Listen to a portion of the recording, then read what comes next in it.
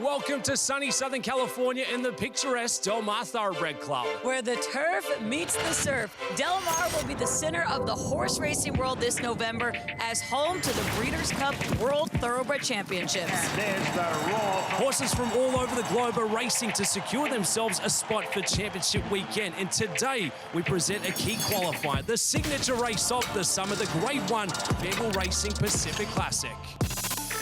Here's what's on the line. $1 million, a spot in the gate for the Breeders' Cup Classic, and home court advantage as a winner over the Seaside Oval. Join our team as we present the 34th running of the Fanduel Racing Pacific Classic.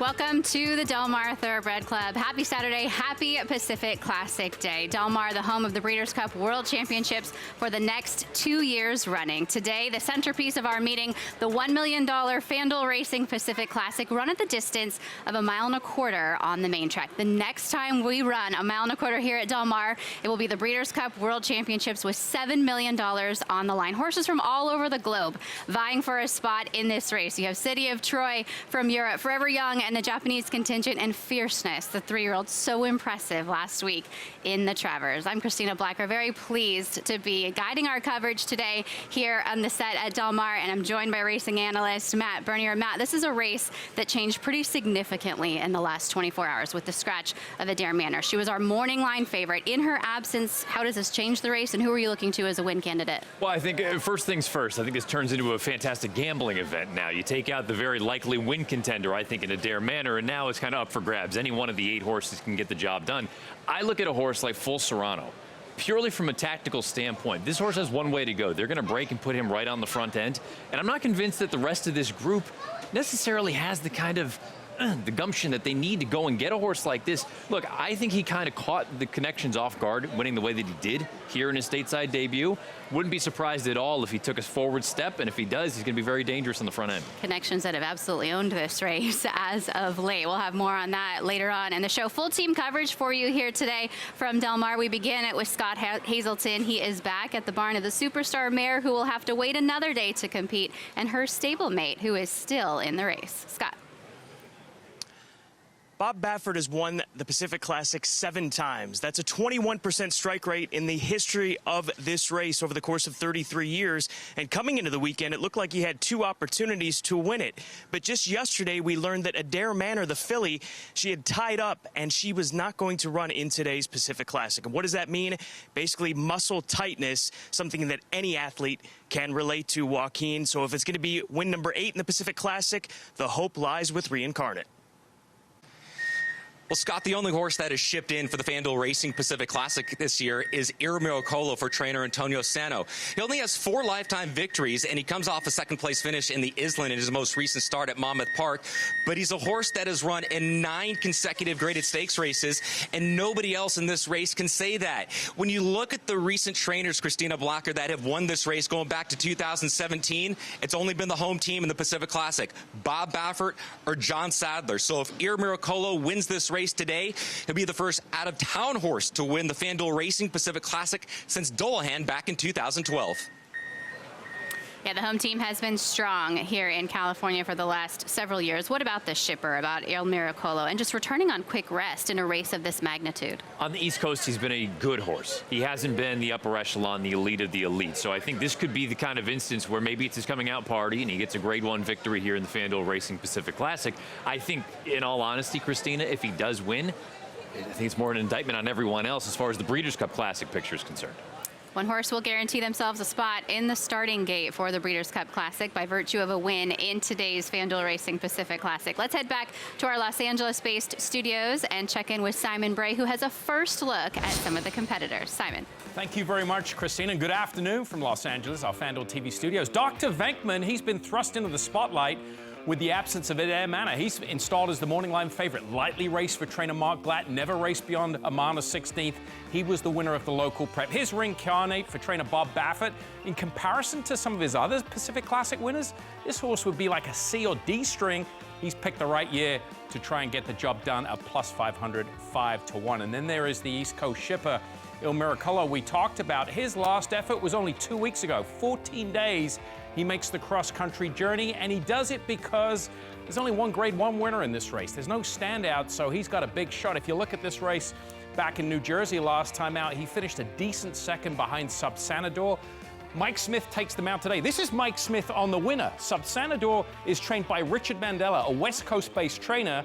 Mike Smith is now riding Il Miracolo today. He finished with great interest. They ran 1-2 around the racetrack, a little bit of moisture in the racetrack. This would give you the impression that the added distance shouldn't be a problem, the added distance of 1.25 miles. So he's in with a big shot here. He's a multiple Grade 3 winner looking for his first Grade 1 win. You can also bet on these races as well, and that's what I'm going to do a little bit later on, hopefully with many of you at home in the FanDuel Racing app. I'm going to jump in here, and I'm going to give you my selection in the FanDuel Racing Pacific Classic a little later on this afternoon.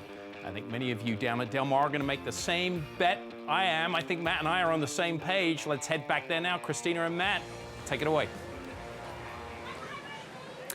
Simon, thank you very much. More on the field for the Pacific Classic in just a little while. That will go as race number 10 on our program today. We're approaching post time for race 7, so still 5 more races to go, and not just the Pacific Classic as a win-in-your-in event. We have the Green Flash to look forward to for the Turf Sprinters, that coming up in a few races' time. Let's go into the paddock here for race number 7. Calbred Allowance Company, non-winners of 1 at the mile and a 16th. They'll leave the turf chute and then join up with the turf course proper. Matt, here's our current favorite at 5-2 right now. The 5-horse Don't Fight the Fed. I think he is the likeliest winner despite the fact that he's never won on turf before. His 2 turf tries have both been very strong. He ran here on August the 3rd and then at Santa Anita on May the 19th. Both of those runner-up efforts, I think either one of those here today puts him probably in the winner's circle. I can understand some folks that look at this and say, though, it's a big full field. You've got legitimate competition, legitimate competitors. You can make cases for really just about anyone. So maybe 5-2 is a little bit short, but I think he is the likeliest winner. I've bet him so many times. And I've been that person that's been with him when he's second so many times, and he looks like a winner. I couldn't come back with Don't Fight the Fed today, but I can't blame anybody that wants to because he has some good form coming into the day today. Bottom of your screen, you can see our WinBet selections. A reminder, the WinBet Insurance promotion is available to you all day today. So if your horse finishes second or third, we want to give you that racing bonus back. You're leaning towards a bit of a price in here. Tell me about Takes 3. Takes 3 comes out of a common race in which Lord Tripping, who's also in this spot, who Andy likes in here, the race that they're exiting, I feel like the pace suited Lord Tripping compared to Takes 3. There were slow fractions set early on. It was very difficult to make up any real ground from the back of the pack. The fact that Takes 3 got as close as he did, I think speaks volumes, and I think he's going to get a better pace scenario here today. If there's just a few other horses that go early on and they really kind of step on it down the backside, I think he's going to be in with a chance to rally from off of it. The full field will lend itself to that as they make their way trackside. Just the outside 2 don't draw in off the also eligible list. A full group of 12 to go postward in here. And there's a look at Takes 3 in the silks of Sligo Racing. Armando Ayuso in the saddle today. We'll bring you a post parade and meet the entire field here in just a second for race number 7. 5-2 now on the 9, who's getting some attention. That's Pure Madness, lightly raced son of Sir Prancelot. He gets back onto grass today. Added distance today. Looks like a very talented runner, just light on experience. Visually very impressive, breaking the maiden on debut. That was going 6.5 furlongs on the flat at Santa Anita. Comes back in that stakes try here against Calbreds on dirt. Doesn't disgrace himself. A good second there. My concern, and look, I think I played a pick 5 as well as a pick 4 that we'll take a look at later. I used him. I wonder about that debut. The field has not come back all that strong. Post parade begins with the 1 Dazzle the Command, who heads by at a big price. Here is the 2 16-1 on McGregor Lake. He was third 3 starts back versus similar company. Haywood's going to be trying turf for the first time here in career start number 10, going out for trainer Doug O'Neill, a big number, 37-1, but we've already seen some big prices. Lord Tripping, again, this is the horse that Andy likes, coming out of the same race as the horse I like, Takes 3. See if we can kind of reverse that form here. Don't Fight the Fed goes by. He is now on the board at 5-2. Yo Time up next. He'll show some speed today. Stretches out from a sprint back to the route of ground. He was able to break his maiden going the flat mile. Size does matter coming out of races against tougher opponents, I think. Getting a little bit of class, really. 14-1, wouldn't sleep on his chances to hit the board. And we've talked about Takes 3. I like this runner, and the price is right, Christine. 10-1, I think he's going to have a good chance as they turn for home. Pure Madness, who mentioned dual surfaces that he's competed on. I watched both races. For what it's worth, his action looks better on the turf. I think he prefers the grass. He's bred for it. He gets back to it as a son of Sir Prancelot today. Capo Luigi, a big 32-1. Stylishly Acclaimed, I think this is a live threat in here as well. If you're not sold on the two co-favorites right now at 4-1, the 11 makes plenty of sense for Carla Gaines. And then Big George, last horse in the field. Look at him. Get out there, buddy.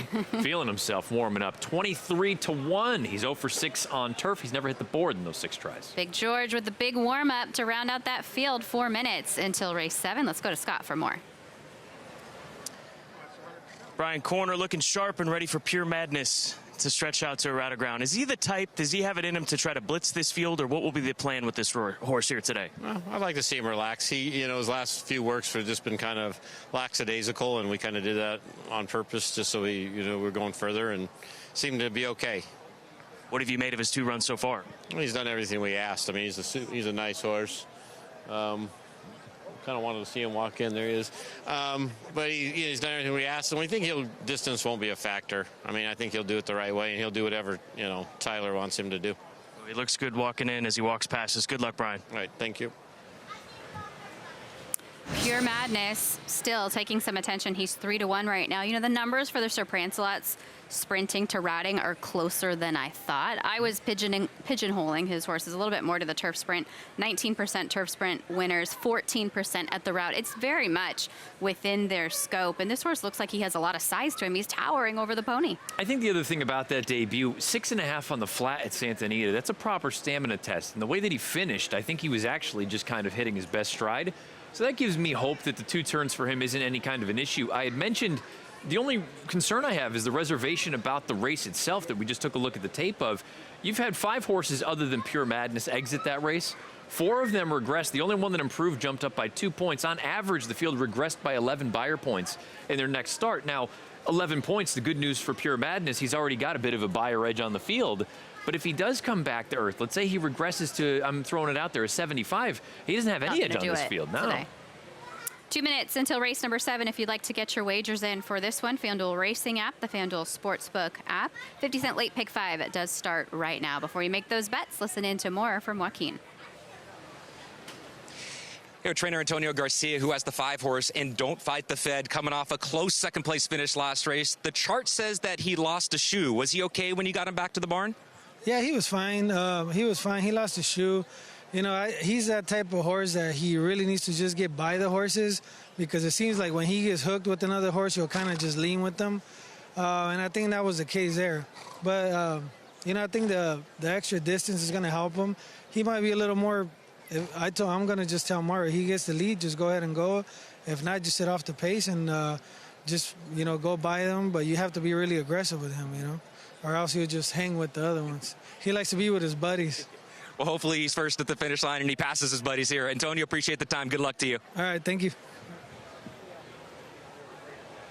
Not always what you want to hear, right? He is a horse that's kind of right there, thereabouts. Doesn't maybe have that killer instinct to put his head in front first. Not what you want to hear if you're going to back him at a short price at 5-2. Music to my ears as someone that wants as much pace as possible. If it sounds like they want to be relatively aggressive with this horse, just continues to add to the pace that the 8 didn't have in the most recent start. Again, the 8 takes 3.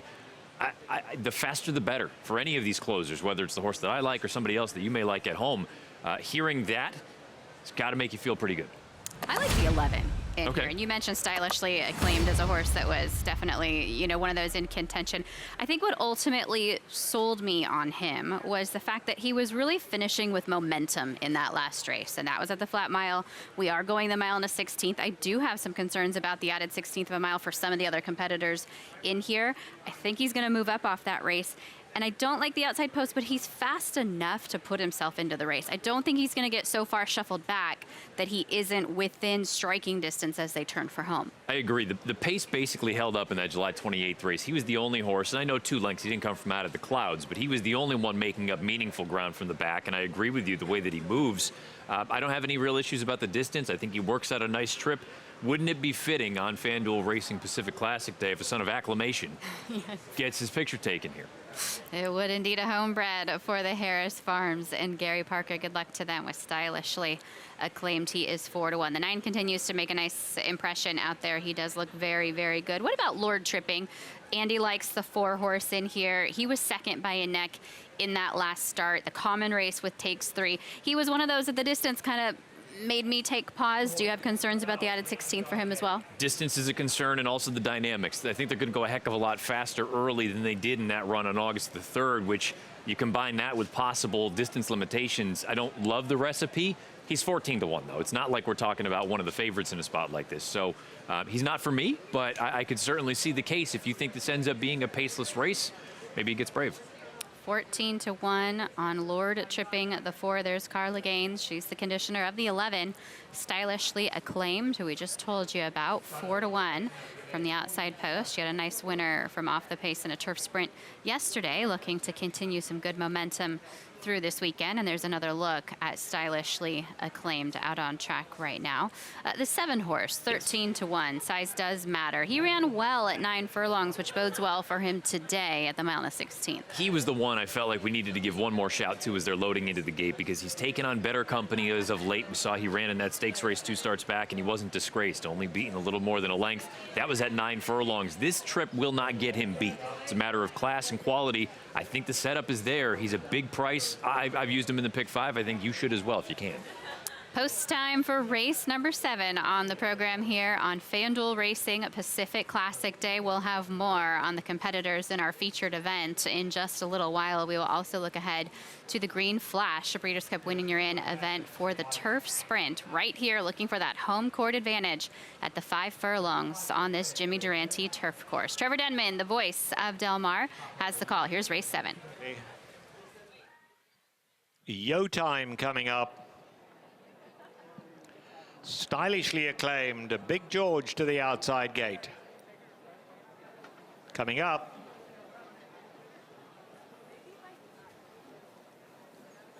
Goes in.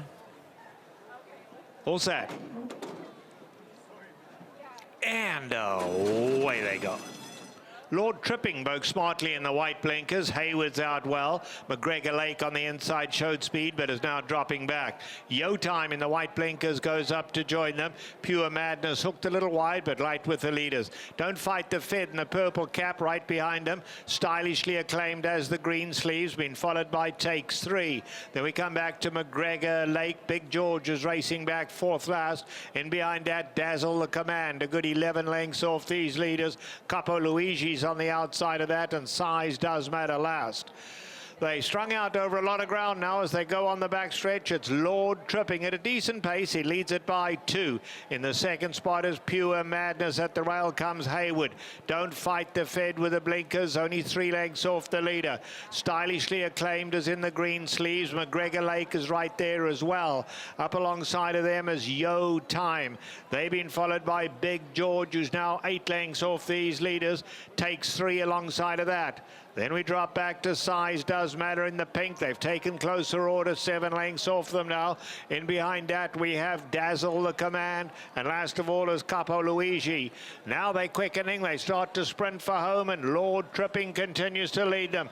Pure Madness now the danger, though. And Pure Madness going up, looking for the lead. Lord Tripping tough. He tries to battle back. McGregor Lake is in with a shot. Don't Fight the Fed alongside of that. Big George running on late, but it is Pure Madness now taking the advantage. Big George with a late run. Big George coming late at Pure Madness. Pure Madness will get there. Pure Madness to Big George. Takes 3, got up to finish in the 3rd spot.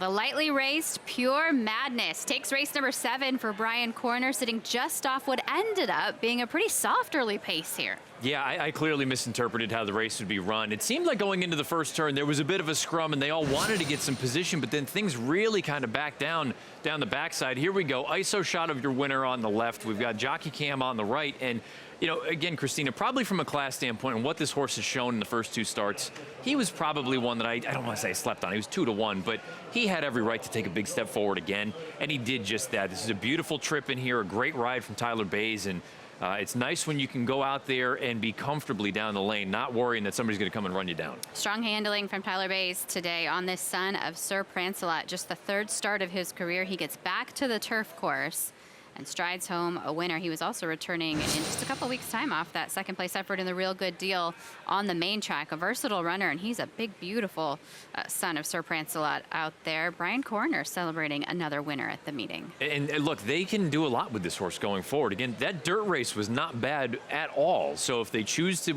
at some point want to check out the dirt again in one of those Calbred races or keep him here on the turf, he's got to be an exciting one to be involved with.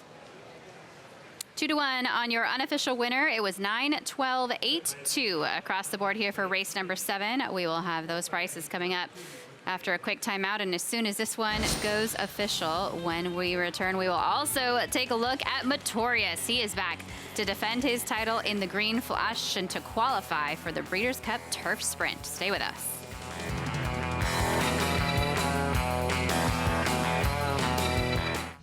Down now by Gary Stevens, Dortmund on the outside, an opportunity, homeward bound, and California Chrome is threatening to turn this one into a romp. Victor Espinosa hasn't even thought about the sticks. One of the greatest performances you'll ever see. California Chrome in a canter. California Chrome, unbelievable. Beholder certainly not disgraced in second. Behind that, we all have our favorites, and California Chrome definitely up there for a lot of fans. 2016, your winner of the Pacific Classic here, a Kentucky Derby winner, a Dubai World Cup winner. It was just such a fun ride to follow along with and to watch California Chrome. I think one of my favorite California Chrome races was the Hollywood Derby. Totally agree. I mean, unbelievable. The fact that I think people forget that he's a Grade 1 winner on turf as well. Yeah, that was definitely one of the highlights of his career over this turf course as well. We'll talk more about some of your favorite Pacific Classic winners throughout the show. Let's take a look at those prices from race number 7 as we had Pure Madness coming home a winner. Tyler Bays in the saddle on this big, beautiful son of Sir Prancelot. He's out of a Quality Road mare, maybe part of where he gets all that size, and he returns $6.80 on top. And we touched on it. This has got to be an exciting horse for the Connections to be involved with because he's, I don't want to say as good on dirt as turf, but clearly he can handle either surface. You've got all these Calbred races still coming ahead, and it seems like he's only getting better, so he gets the job done. Big effort from Big George. Second at 33-1. Good run there. Your selection takes 3, jumping up there for a third at 18-1. Prices underneath for the exact and try if you had it. We'll turn the page to race number 8 on the program. 8th race for open non-winners of 1 competition. We will return to the main track here, listed as fast for a 1-mile journey.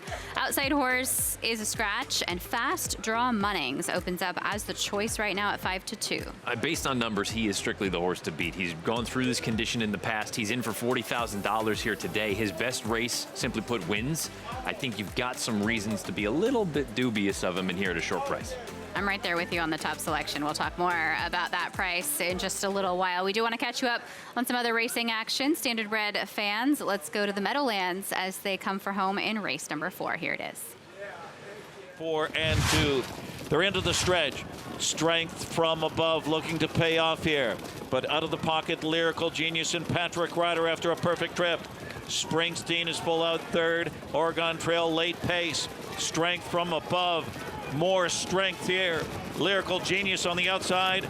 Strength from above. Then Lyrical Genius. Oregon Trail and Springsteen.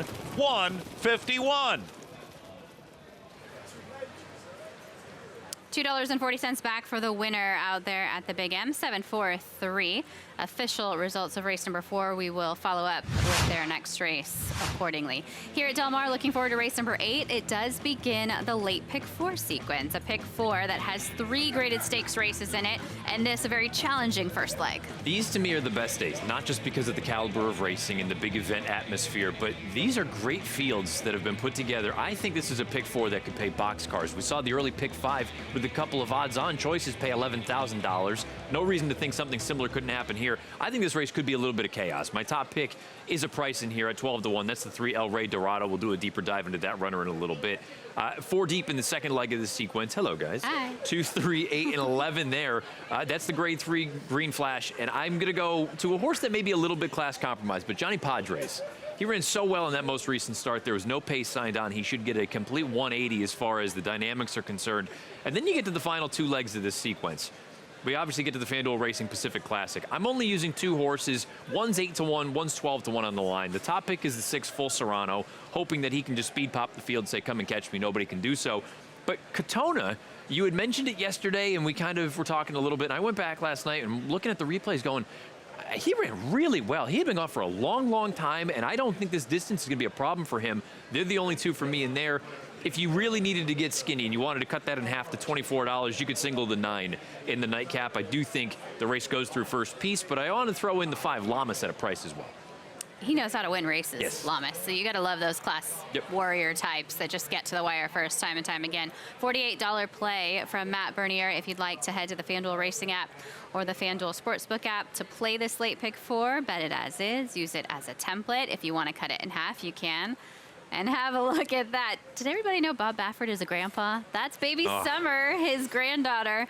And I heard a story last week that they let her sit on the pony at the barn, and she had the biggest smile on her face. Something tells me Grandpa Bob might have a pony in the barn for her pretty soon. She knows it's all in the family. She knows what's up. This isn't her first rodeo. I love the pigtails, too. That's classic. Easiest way to deal with the hair. Dad's not great with the hair. I can only speak for myself. Pigtails, ponytail, perfect. Full send on the pigtails. Good luck to the family. Great to see Bob's family out here to support him on a very big day. And we have, of course, Reincarnate for him in the big one in the Pacific Classic, a race he has already won 7 times in his career. We'll take a quick commercial timeout here on FanDuel TV, 16 minutes until race number 8. Some owners have this race, the Pacific Classic, circled on their calendars all summer, working backwards from those training charts for weeks on end. How about being told within an hour of the draw that you have a runner in the Pacific Classic? We'll have that story coming up for you in just a bit.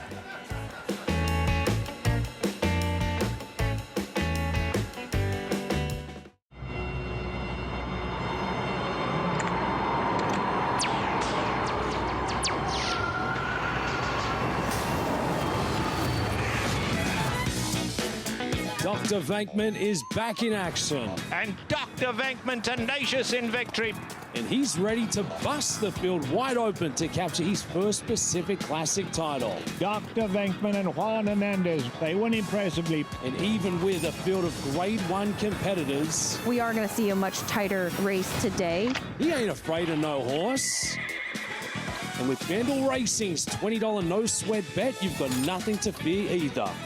Make sure to send those bets in to the FanDuel Racing app. Bet any horse to win, and even if they lose, you still get your money back. Dr. Venkman now striding away. Dr. Venkman too good. So who are you going to call? Call your friends to tell them about FanDuel's $20 no sweat bet. They would need to sprout wings to get Dr. Venkman. I'm Bill Murray. We're watching FanDuel.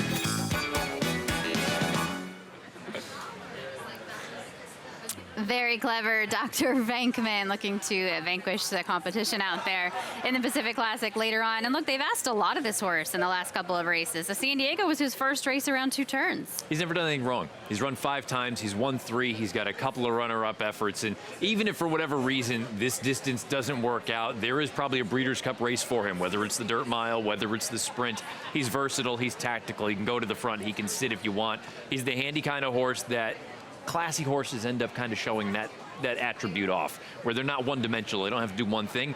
I maintain I'm a little bit worried about 10 furlongs.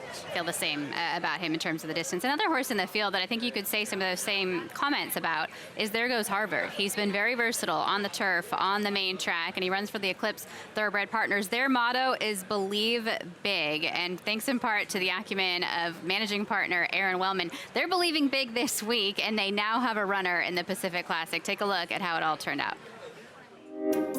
This was a wild story. It all came together within 24 to 48 hours. It started Monday morning. I was out at Del Mar training with Michael McCarthy, who's one of our main trainers here in Southern California. I asked Michael, are you gonna run There Goes Harvard in the Del Mar Handicap? And he said, that's yet to be determined, but the owner and breeder of There Goes Harvard might be interested in selling him. And it piqued my interest. I'm a straight shooter, and I knew we were under a time crunch because he was going to be in the entry box within the next day or 2. So we came to terms, put pen to paper, And in the midst of this, Gary Barber called me and I said, I've got a deal on the table right now to purchase There Goes Harvard. He was in. We've got all these balls up in the air. Michael's working the deal. Got the horse vetted. David Jerkins is on the phone with me trying to sort out whether we're gonna enter in the Pacific Classic or wait for the Del Mar Handicap.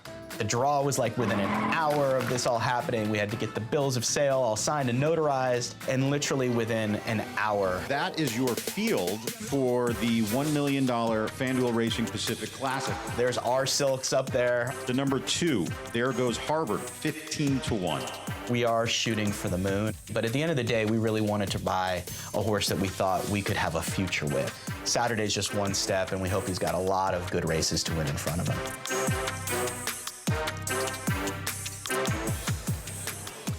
Just like that, it can happen that quickly. You can be a competitor here in this game of horse racing, and with partnerships like Eclipse, buying little pieces of horses here and there, you could have the opportunity to run in a race of this magnitude. What about that last comment from Aaron Wellman? We're looking for a horse for the future. Do you see this as a race that could kick off that kind of big future for There Goes Harvard, or are they looking further down the line maybe? No, I mean, let's be honest. He's the only Grade 1 winner in the field. By the way, the Grade 1 came at 1.25 miles on dirt. I mean, he kind of makes some sense just purely as far as that dynamic is concerned. He's a good horse. I wouldn't be surprised at all if he took a step forward here. I sound like a broken record, but this race, once Adair Manor came out, anyone could win. There's not one result here this afternoon that would stun me. There really isn't. He's a bit of a price on the morning line, but Simon, I think that note about being the only Grade 1 winner in the field is going to carry a lot of weight. Do you see his price coming down, and can you tell us about some of the other price horses in the field? Yeah, Christina, thanks. We're going to group him in with the long shots. Obviously, he's 15-1, but the points you're bringing up, he's proven at 1.25 miles. He's proven on the dirt. He won the Gold Cup at Santa Anita. He's the only Grade 1 winner in the race. And when you look at him, you know, he's from connections that are very, very sharp. They play by the numbers. They wouldn't have spent the $10,000 to supplement if they didn't think he had a shot.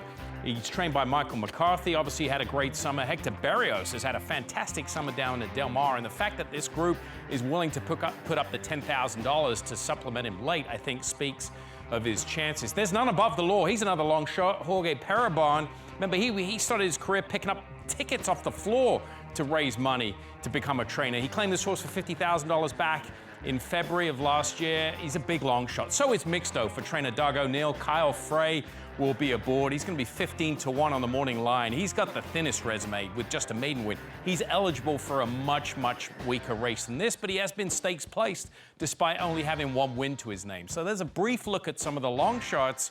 Out of those three there, though, I definitely think There Goes Harvard has got the best chance of those three with the credentials that he has underneath him and the connections he has behind him, Christina.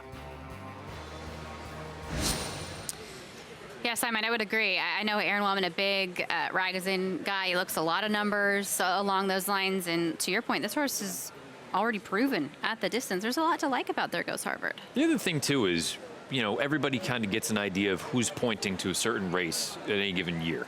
And for a long time, this race looked like it was just kind of coming up wanting, that we didn't have anybody from the East Coast really, with the exception of Il Miracolo coming out here.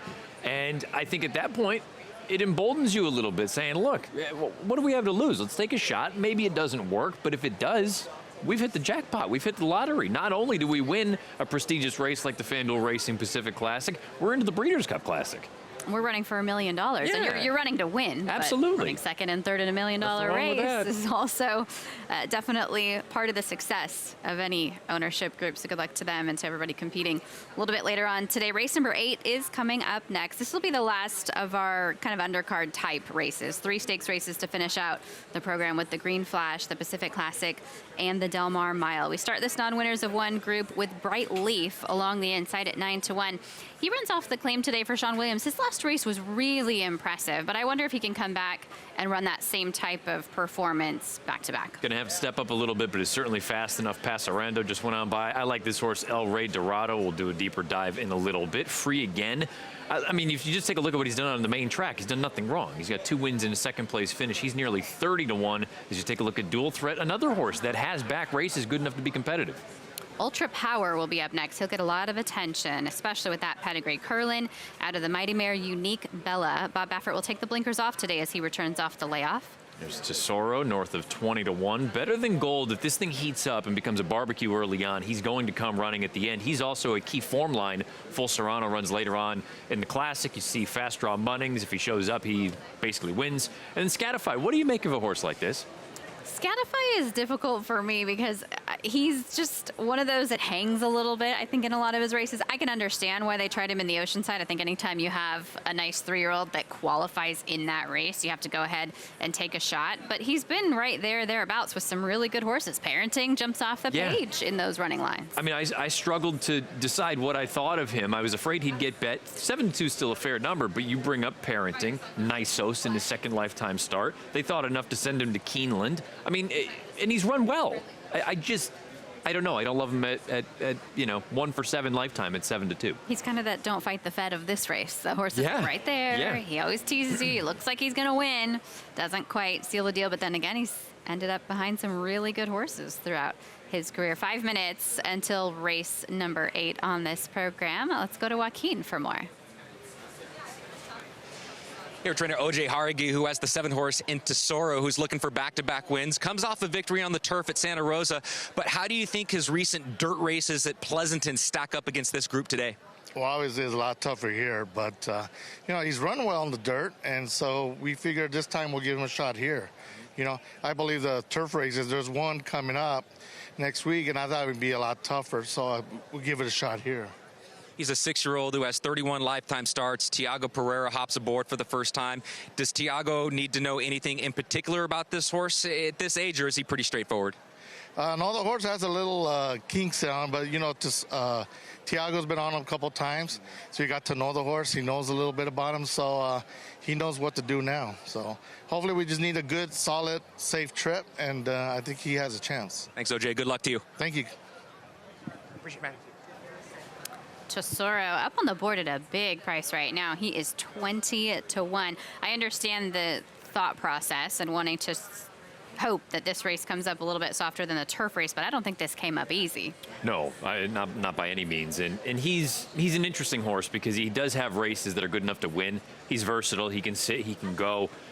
I do wonder, really, when the real racing begins, does he quite class up? And it sounds like there may even be some questions for the connections as well. I want to drill down a little bit on your selection, the 3, El Rey Dorado. I like this horse too, but what did you see on paper to make him your top pick? Well, I don't care much about the turf try last time out. A, it was off the layoff, and B, it was grass, and clearly he doesn't really want either of those. The Run 2 starts back at Santa Anita on February the 10th. He goes off and absolutely whistles. I know the pace was pretty soft early on, but he had a horse come right up alongside of him at the top of the lane, and he absolutely leveled out and kicked on like a good thing. He earned fast numbers really on any of the commercially available pieces that you could look at.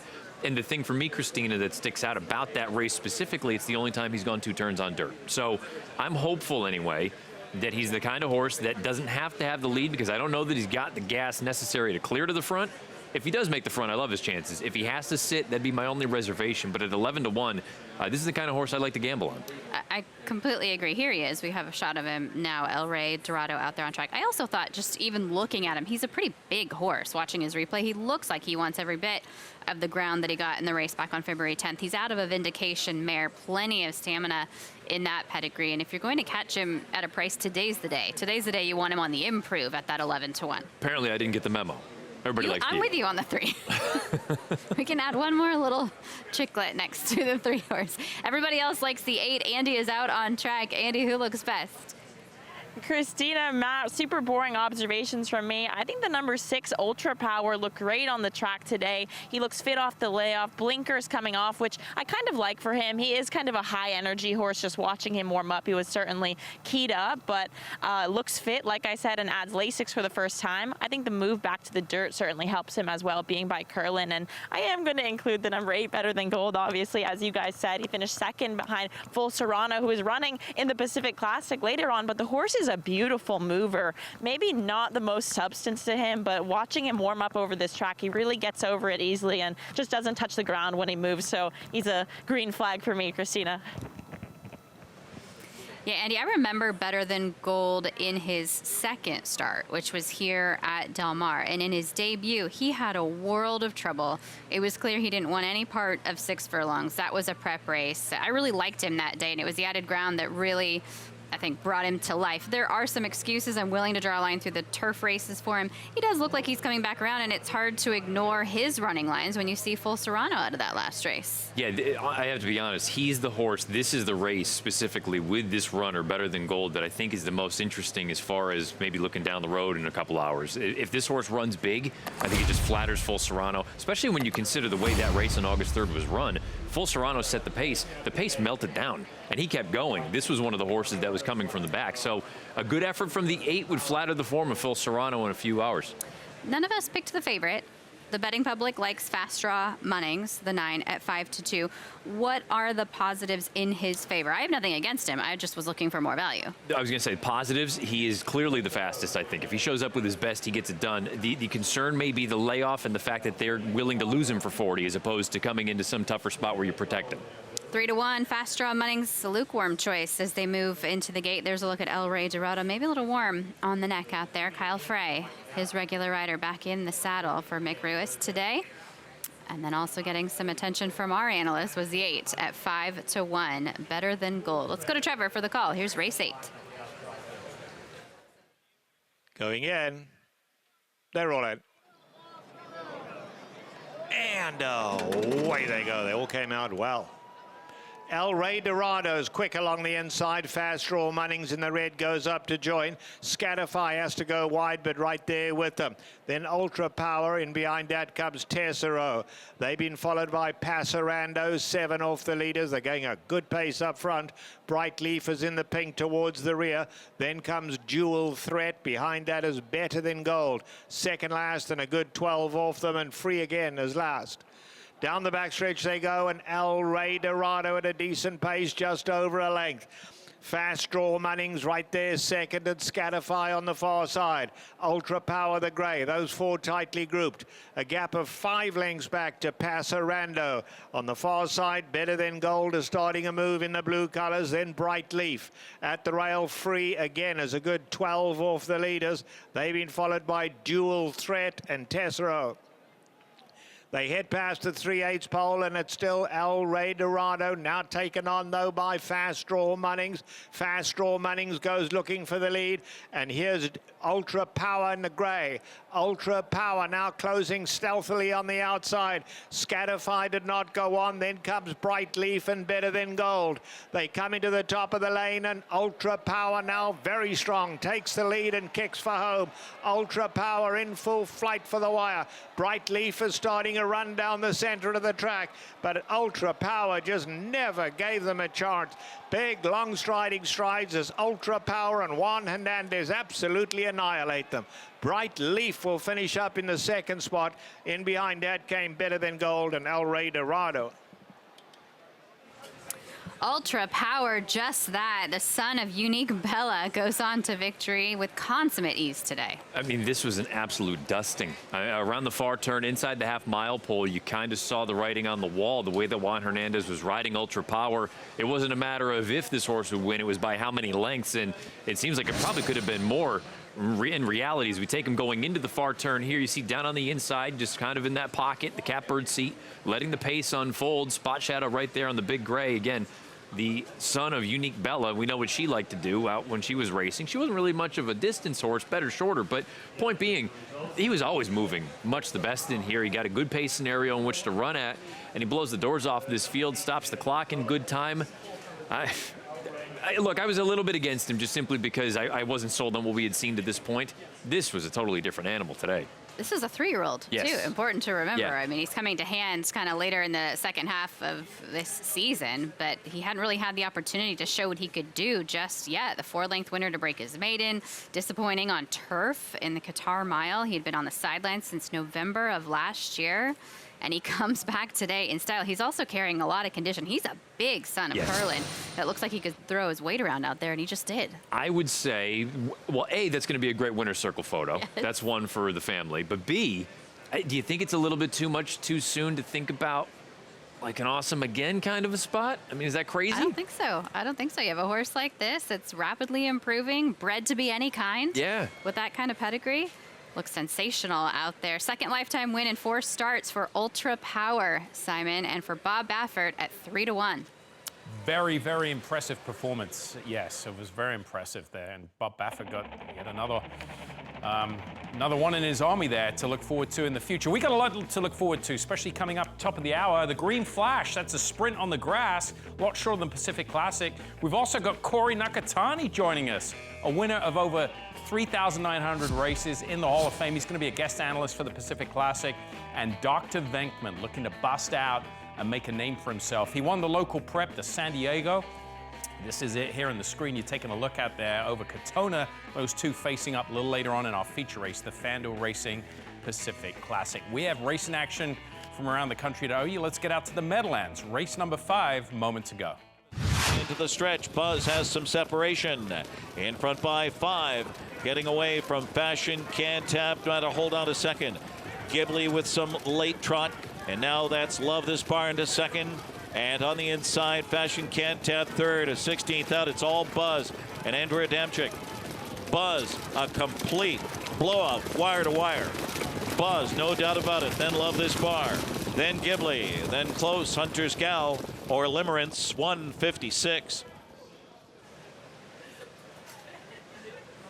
Buzz, your winner, race number 5 at the Big M, $9.60 back for that victory, 8-7-2 across the board at the Big M. Let's bring you back here and welcome in this winner, the son of Curlin and Unique Bella, Ultra Power, homebred for the Don Alberto Corporation, scores today, and he was ultra impressive. Stops the clock in 35-2 for the mile, 3/4 in 10 flat. Big effort here, 3-1. You actually get a generous number on a Bob Baffert runner. $8 coming back your way for every 2 you bet to win. Nice run from Bright Leaf. I thought that, again, won the race within the race. Unfortunately, you ran into a monster here today. And then Better Than Gold does what Better Than Gold does. He came and picked up some pieces to run third in there. I will be very interested to see where Ultra Power goes from here. We'll keep an eye. We'll let you know if we get any information from Hall of Famer Bob Baffert out there with Ultra Power. Race number 9 coming up next. Our second Win in Your In event today for the Breeders' Cup. This time for the Turf Sprinters. We'll go that quick 5 furlongs in the Green Flash, and we have our defending champ back. He's the current favorite, Motorius at 2-1. Motorius, just purely based on his overall body of work, deserves to be the favorite in here. I wonder a little bit, as he lost just a bit on the fastball this year. Doesn't mean he can't win, but there are some other classy runners in here. He's fresh today for Phil D'Amato, Anthony Fantacola. Good luck to them with the son of Muharrar. Here's what's at stake in this Win in Your In event. Automatic entry into the Breeders' Cup Turf Sprint on November the 2nd. $30,000 in entry fees paid by the Breeders' Cup, $10,000 reward denominator, and $10,000 travel allowance if you are based outside of California, which, interestingly enough, we do have a horse based outside of California running in here. That's the 8 No Nay Hudson going out for the always dangerous Wesley Ward. And we'll look at some of the numbers, but I tell you what, Wesley Ward in turf sprints here at Del Mar specifically, whew, big numbers. Big numbers. We'll share those with you when we come back to the set in just a little while, but we are going to take a quick commercial timeout here on the program. Still so much more to come, including all 3 stakes races to round out the card. Dave Weaver joins us after the break with a pace analysis of the FanDuel Racing Pacific Classic. Pace makes the race, and Dave will tell us just how after this.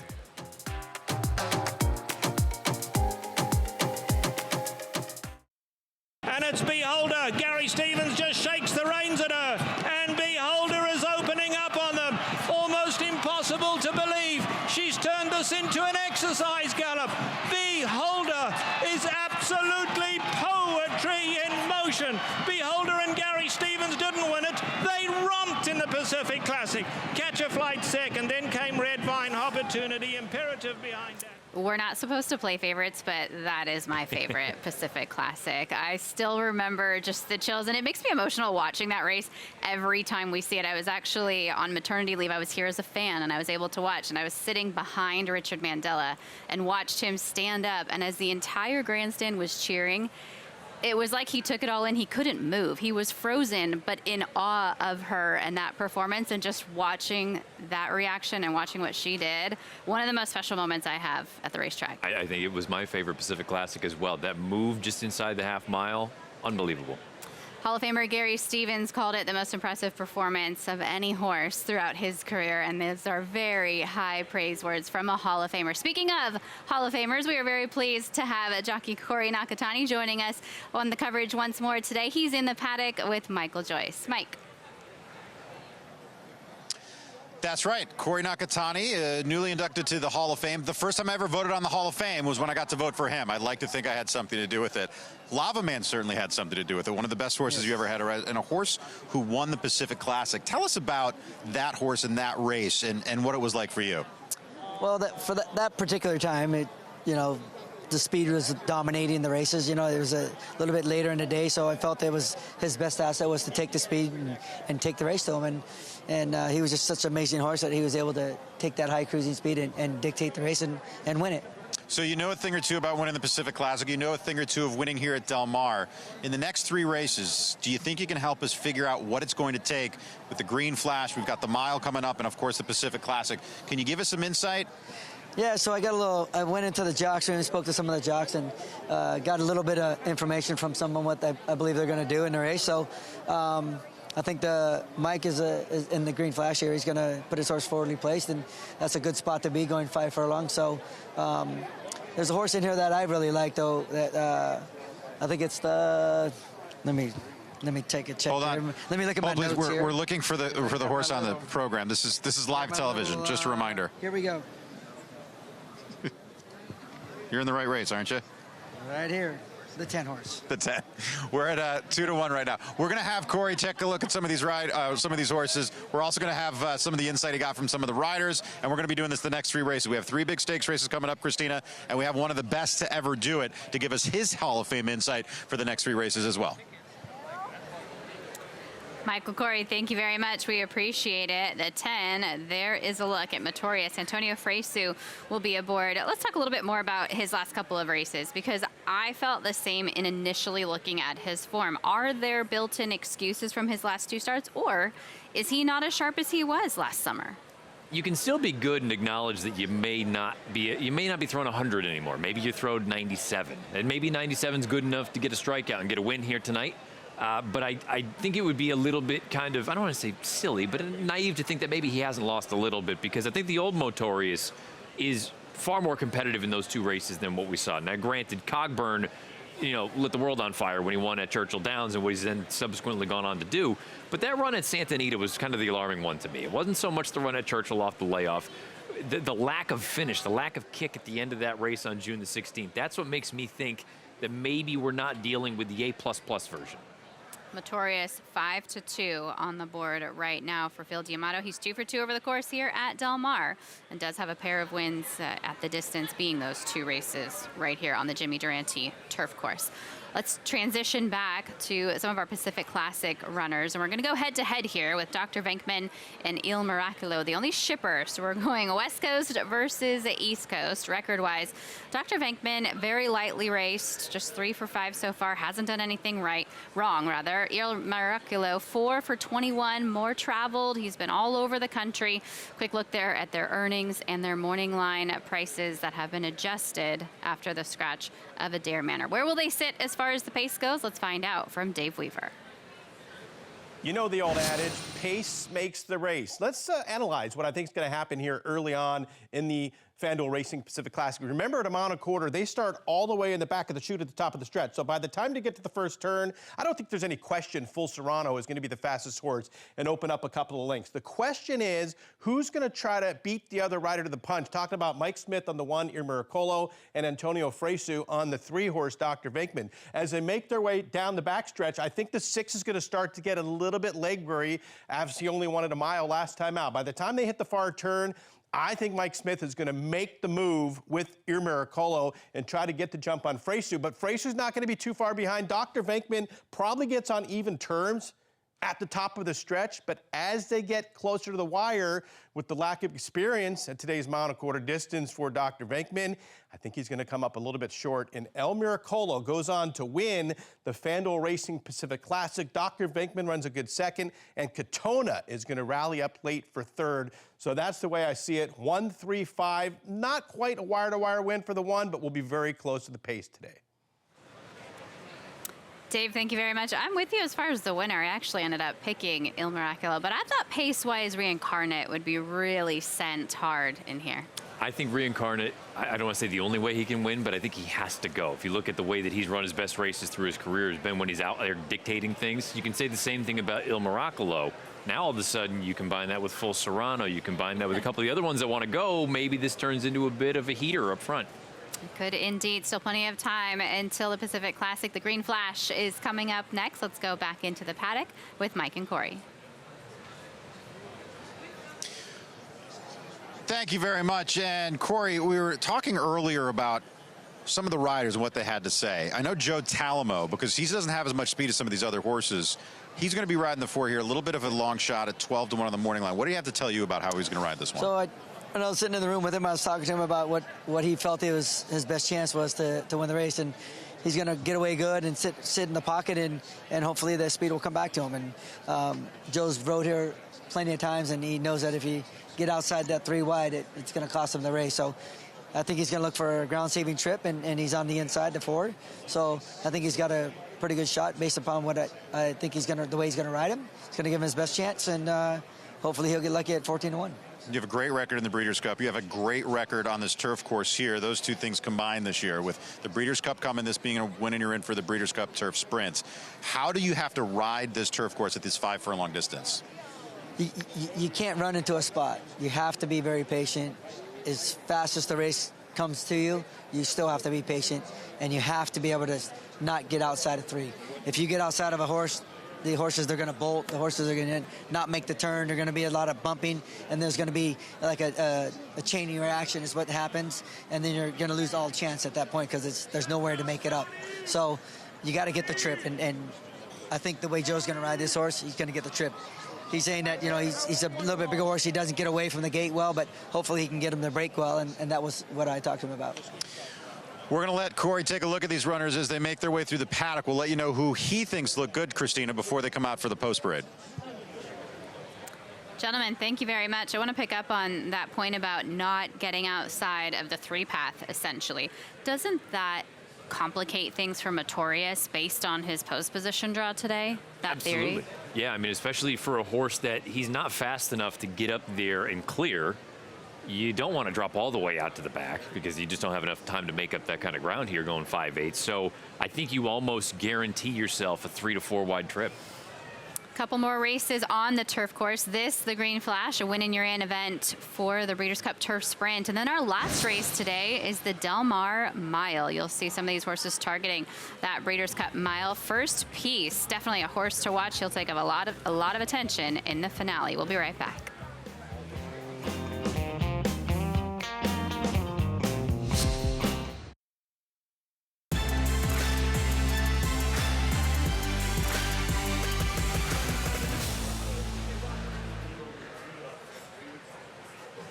No Sweat win bets up to $20 available to you in the FanDuel Racing app. Let's bring you back here live on track for a post parade for the Green Flash, a win and you're in event for the Breeders' Cup Turf Sprint. And this post parade brought to you by our friends at OCD Pellets. Fast Buck kicks us off. This is a price horse that interests me. He's the only horse that made up ground in that August 2nd race. I think he has a little look in here. He's a price shot that you like. I think this horse, Mo Gold, not impossible. They've done nothing wrong. 4 for 4 in the exact and 4 lifetime starts. She is the speed of the speed, though. I think Sassy Nature, I know you like her. I picked her on top. I think she could steal it, just like she did back on August 2nd in that race. She ran second off the layoff today. Daniel's Magic. Up next, we heard from Corey Nakatani on the strategy here with Joe Talamo sitting the pocket trip. Star Racer's a good horse, but I think as far as the runners in this race are concerned, deserves to be the longest shot, currently 25-1. The 6 is a scratch. The 7 is Unconquerable Keen. He has so many numbers that would win this race. His last effort was a little dull, but he wouldn't surprise me if he rounds back into form. Nonay Hudson, the invader, coming in from the East Coast for trainer Wesley Ward. Again, Ward does very, very well with this sort of move. We'll give you the numbers in a few moments. Coming out of a 5th place finish, beaten by a length at Saratoga, but that was off a lengthy layoff. The 9 is a scratch. Here's your defending champion, Motorius, for Phil D'Amato, Anthony Fantacola, Antonio Fresu in the saddle. He's fresh today in a perfect 2 for 2 on the Del Mar turf course. Here comes my guy, Johnny P. Johnny Padres, the 11. 9-1, I think the price is right. Maybe he's a little bit up against it from a class standpoint, but he ran so well here on August the 3rd, off the layoff, no pace, and he's still nearly won. He's going to get some pace to run out here today. Another one from Phil Diamato's barn, 10-1 on Turn On the Jets, the son of Maymas. Those horses are often handy and fast. They can really accelerate. He will need to do just that from the outside post at 10-1. Let's go to Scott with more on this field. Michael Netwig owns the number 12 horse, Turn On the Jets. How is he going to navigate this outside draw with all the speed down to the inside? Well, hopefully we'll get him in a good position. The first thing is he needs to break good. He's one being close or being off the pace, but I think they're going to line up pretty fast today, and I hope he sits a nice trip on the outside and comes running for home. What has been your take on his recent races? Races have been okay. His last 3 works have been super. We have the 7 in here as well. He's trained well. He's going to be a little more forwardly placed. But Turn On the Jets has really worked well the last 3 weeks here on the grass. Good luck with the both of them. Thanks, buddy. Appreciate it. Great to hear from Michael Netwood. Would it be fair to say that maybe Santa Anita not his favorite? It's that 5.5 furlongs here at Del Mar that's his real sweet spot. Yeah, I think so. And we talked about it yesterday, you and I, the idea that, just because you can handle 5.5 doesn't mean you can handle 5 and vice versa. These are very kind of specialist distances. So this is what Turn On the Jets wants. The concern is obvious. It's the post draw. I mean, how do you navigate from 12? Drawn all the way to the outside, Turn On the Jets. Michael Joyce rejoins us. He's with Ashley Mayu as well. Guys, you've taken a look at these runners. Who do you like out there trackside? Well, and I'm going to start taking a look at my iPad since I just referred to Motorius as the 10 in that last hit. I hate holding the darn thing, but I need it. Johnny Padres is a horse I've always loved at the 5 furlong distance on a turf course. I know his running style doesn't really appear to be what would be desirable, but he gets it done. He's won twice on this turf course. He loves it here. If they're going to be sprinting for home from the 3/16, he's going to be moving fastest of all. It was a fun one to watch in the paddock. He has sort of an uphill walk to him where you can see he's kind of nodding his head. He's got a really nice movement to him, and I think looking at his last out effort, I thought it was decent. He was flying late. I think that sets him up well in this spot, but for me, I'm also going to go price shopping. I'm going to go to a bigger price, though. The number 4, who's 16-1 on the board, Daniel's Magic. I think when we talk about horses, and I was listening to Christina and Matt talk about the case of another runner in here, Turn On the Jets. I think the big thing with Daniel's Magic, he's another one that 5 Ace probably suits him better. I think at this point in his career, he doesn't like the downhill at Santa Anita, and his last out effort, I think, is pretty strong. Yeah, I called him the 4 earlier as well. I'm going to hold the iPad from now on, Christina. I'm sorry. We'll allow it. We'll allow it this one time. As long as you bring us some winners. Ashley on our price. Daniel's Magic, I think that's a few votes in his favor. Corey Nakatani sounded like he liked the 4 as well. This is a great race for the WynnBET Insurance. It's a very dynamic race. You can make a case for so many different runners in here. Make sure you've opted in the FanDuel Racing app and take advantage of the promotion. Here's a look at our selections. Andy going to Motorius to the outside. Scott on the 3. I'm with him. Sassy Nature. I think she's the fastest, and I think her last race was real eye-opening. And I also thought her last 2 races at 5 furlongs on turf for Luis Mendez. He had her in the past. He has her again. Have been very, very good. She could be improving. I agree. I mean, she was a horse that I was interested in as far as the multis are concerned. And to me, she is the sharpest out of the gate. And that's really the recipe for success. Break, get to the front, and go as far as you possibly can. And you're getting a good number still at 8s. Andy, who looks good out there? Christina, I'm going with the number 10, Motorius. I think 2-1 is a very fair price on this horse. He just looks excellent today, really holding his condition well, and obviously he's the defending champ of this race. But if I had to give you guys a long shot, I quite like the number 2, Mo Gold. I'm not really sure what to make of his PPs, the long layoff, coming back and running such a huge race last time. Theoretically, after a horse runs such a big race off a long layoff, this race is when they're most likely to bounce, but he just looks so good on the track, and he's 12-1, so I'm going to throw him in underneath at least to hit the board for a price to make some better value of that 2-1, Christina. Andy, thank you. He's getting some attention as well. 20-1 morning line, 12-1 right now. There's a look at the 2, Mo Gold. Talk to me about him and his chances. Do you like this move back to the turf for him today? I do. I think he has the kind of top-end speed to be able to get out there, procure that position early on, whether he makes the lead or maybe Sassy Nature's a little bit quicker and he's just right there off of her flank. There's something to be said about a horse that just goes out and wins races and is competitive. Even when he doesn't win, he's right there at the wire. And I understand what Andy was just mentioning. Off the long layoff, maybe second start back, you're afraid that you're going to get some kind of a big regression. To me, if there is a regression, it's because he's just not quite classy enough. But I think you and I have talked about it, and I've mentioned it with a number of other folks lately, the idea that these 5/8 turf sprints, I think class, well, you said it perfectly yesterday, class at these shorter distances, I don't think means as much as it does at the longer distances. This is all about how fast are you? Are you that absolute funny car dragster out of the starting gate? Can you make the front and go as fast as you can? Because even the classier individuals, they just may not have enough time to run you down. Right.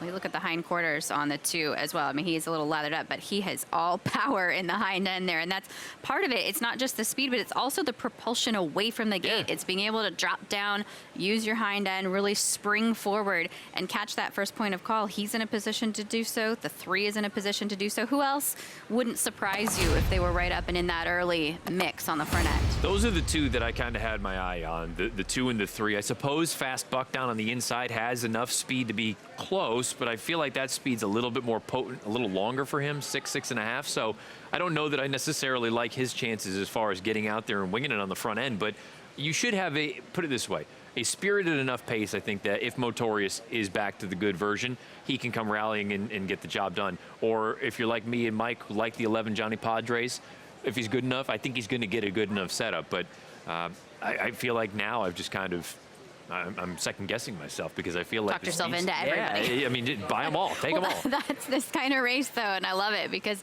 it's a real puzzle. It's a real handicapping challenge for anyone out there. And if you were playing this race, you know, in that late pick 4, you needed coverage, and the pick 6, the pick 5, any of those multi-race sequences, this was a challenging one to try to narrow down. Let's come back to the 7 because Unconquerable Keen, to me, is so much better than his last race. But I don't know what went wrong in his last race. I don't have an excuse for that performance, but he would not surprise me at all if he turns it back around and wins today. No, he has plenty of numbers on Thorograph. He's got multiple 3 3/4. Those are fast enough to get the job done. He doesn't have to have the lead. 5 furlongs isn't a problem. Obviously, Del Mar's not an issue for him.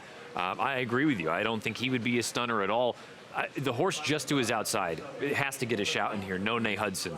The fact that Wesley Ward ships this horse here, I don't know if it's with an intent or an eye toward November for the Breeders' Cup, but whenever he ships horses here to Del Mar in turf sprints over the past 5 years, 6 for 13 with a 363 return on investment. So Wesley Ward's the king of the turf sprints internationally, not just here. And for him to send this horse here, who is based on the East Coast, I don't think they're here just to take in an afternoon. We love Del Mar. I don't think they're here for that, for the sights and sounds. I think they're here probably for a reason, to try to win. Very intentional. And the fact that he attracts the leading rider. Yeah. I mean, Juan Hernandez, you'd have to think, had some options. He has options in every race. Just saying, 7-2. We may look back here in about 55 seconds and say, well, what are we doing? A real scramble, this turf sprint, and some stellar runners lining up. Quite a few, in fact, from that man's barn right there, including the current favorite Motorius, the defending champ here in the Green Flash. A win and you're in event right here at Del Mar for the Breeders' Cup Turf Sprint. We're only 61 days away from the Breeders' Cup, and one of these horses will qualify and guarantee themselves a spot in the gate by virtue of this victory right now. Let's go upstairs to Trevor Denman. He has the call of the Grade 3 Green Flash.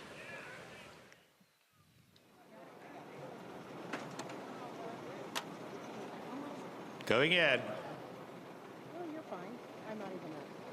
All set. And away they go to a good beginning. Sassy Nature very fast from the inside. Unconquerable Keen in the white colors. Mo Gold right there too. Nay No Hudson in the light blue goes up to race 3rd, and Fast Buck comes through down at the rail. Danielle's Magic is in the green. Turn on the Jets on the far side. 5 off the leaders. Behind that comes Motorius in the pink. Inside Star Racer. Last of all is Johnny Padres. They come in past the 3/8 pole, and Sassy Nature the leader. Sassy Nature, Unconquerable Keen now comes to take her on. Fast Buck is down at the rail. No Nay Hudson, blue cap on the outside. Turn on the Jets are starting to get involved late as well, and then Mo Gold wide open as they come for home. No Nay Hudson, powerful though, and No Nay Hudson strikes the front. A flying late run from Motorius. Motorius coming like a rocket, and Motorius got him. Motorius got up to when Johnny Padres came from dead last, was flying late. Will be in that photo for second. Motorius says, not on my turf course, flying from off the pace here. A defending champion in the Green Flash. He takes it again. What happened? Because I thought None Hudson was home and hosed. He played a length or two on the field. I thought he was all set. And then here comes Motorius. Here comes Johnny Padres down the outside. But guess what? The old guy, he got it done again. He's back. Scott Hazelton with our winning conditioner. Who picks up his second stakes win in dramatic fashion. How's the pulse right now, Phil? Yeah, no, it's a good feeling.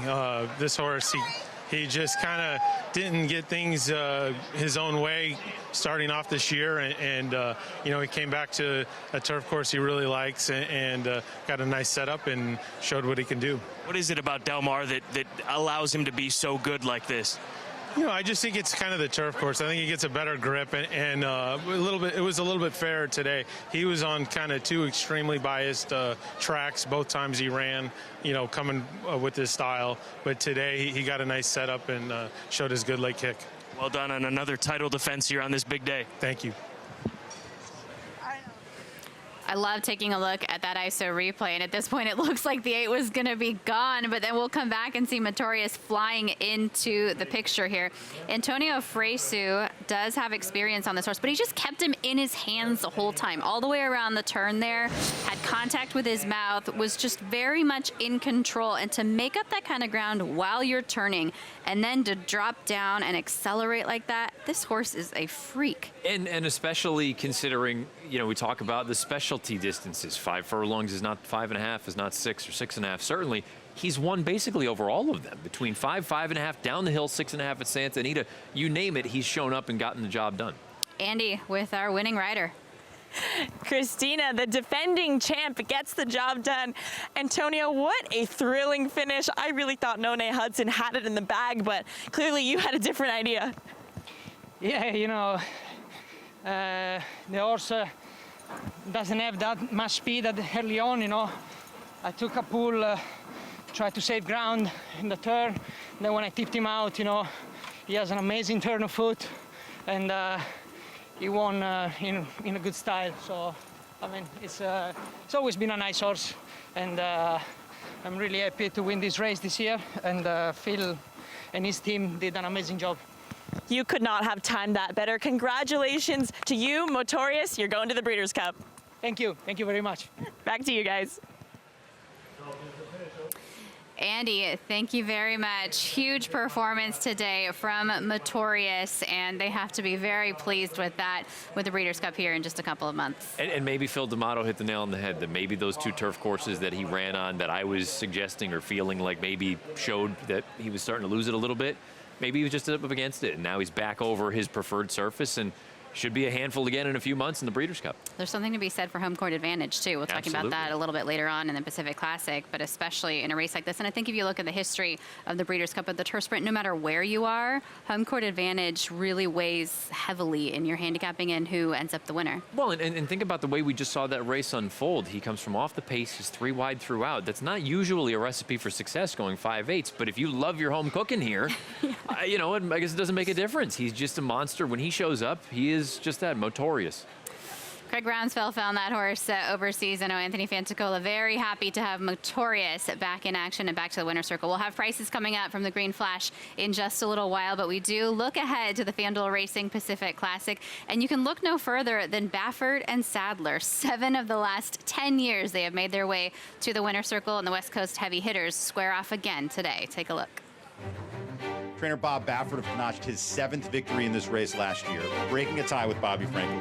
It's a Bob Baffert 1-2, but Collective gonna win it. What would the FanDuel Racing Pacific Classic be without Sadler and Cronus? They've won 4 of the last 6. And it is all Accelerate clear by double figures. I said ride him like he's the best horse. Higher power striding home. We're trying to have multiple horses in this division, and, you know, I think I have a couple others I haven't found yet. Maximum Security takes them all the way. Thank you, Joe. Thanks for keeping this place open. And Tripoli and Tiago Pereira have won the Pacific Classic. Big congratulations as Tripoli gives you a 3rd Pacific Classic. And take a good look at this, because you're not going to see this too often, maybe never again.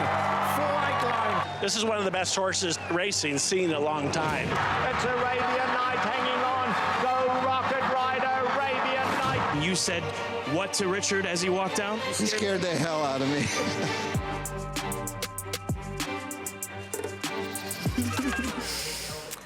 Oh, they'll be out there as friendly competitors again today, both being represented by runners in this year's FanDuel Racing Pacific Classic. Scott is with John Sadler right now. Well, John Sadler sends out Full Serrano, the number 6, seeking another win in the FanDuel Racing Pacific Classic for Hronis Racing. Last we talked about this horse prior to his win. He was a horse that you were talking about for long-distance turf races. How do you get to this point right now in the Grade 1 FanDuel Racing Pacific Classic? Well, he had a good win over the track, albeit easier horses. And we think he'll want to run a mile and a quarter. He's run that in South America several times, 3-4 times. So we think it's a good chance to take a shot today. So we're stepping up in class, but the horse is doing real well. So we're looking forward to today's race. How much did the works come into play in this decision, the way that he's worked here at Del Mar? Very, very much in the play. I had him galloping out a mile, I think, in 37 the other day. So, you know, he's fit enough, and we'll see if he's good enough. Is he going to take it to him like he did in that last race? Can he? I kind of doubt it. I mean, with a better draw, like a middle draw like he's got, I imagine he'd be stalking. Good luck, John. Thank you. Sounds like it's all coming together for Full Serrano, not only that race over the track, but his training in the mornings. And Simon, you know, as a former trainer yourself, sometimes you really have to follow your instinct and let the horse lead you to their next start. It sounds like Full Serrano has taken John Sadler right to this spot. Exactly. You let the horse take you rather than you take the horse, especially in a year when you don't have a standout. The standout in the FanDuel Racing Pacific Classic, though, as you've mentioned the last few years, has been these two gentlemen. Look at this. We'll put it in a visual form now.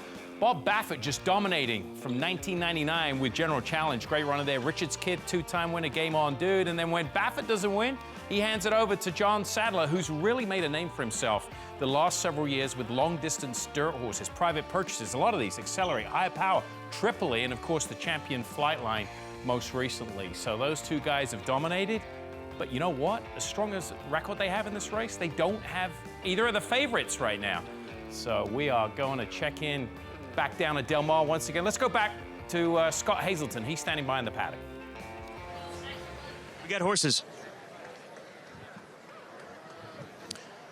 Well, Simon, we await these horses to come in for the $1 million feature of the summer here at Del Mar, the $1 million FanDuel Racing Pacific Classic. And as they make their way down this pathway, we will start with the number 1 horse, Ir Miraculo, a horse that has made nearly $800,000 over the course of his career. Not bad for a $70,000 purchase. He has ducked no one over the course of his racing career, and that is the case once again for Antonio Sano. He currently sits at odds of 2-1 as the favorite in this Grade 1 event. The number 2 horse, There Goes Harvard, supplemented for this race for $10,000. If he finishes 5th or better, the connections are coming out ahead. 5th pays out $10,000, but obviously we know they're here for one thing, and that is try to win this Grade 1 FanDuel Racing Pacific Classic. And then Dr. Venkman, for a long time a top sprinter, but he proved last time that 2 turns is well within his scope.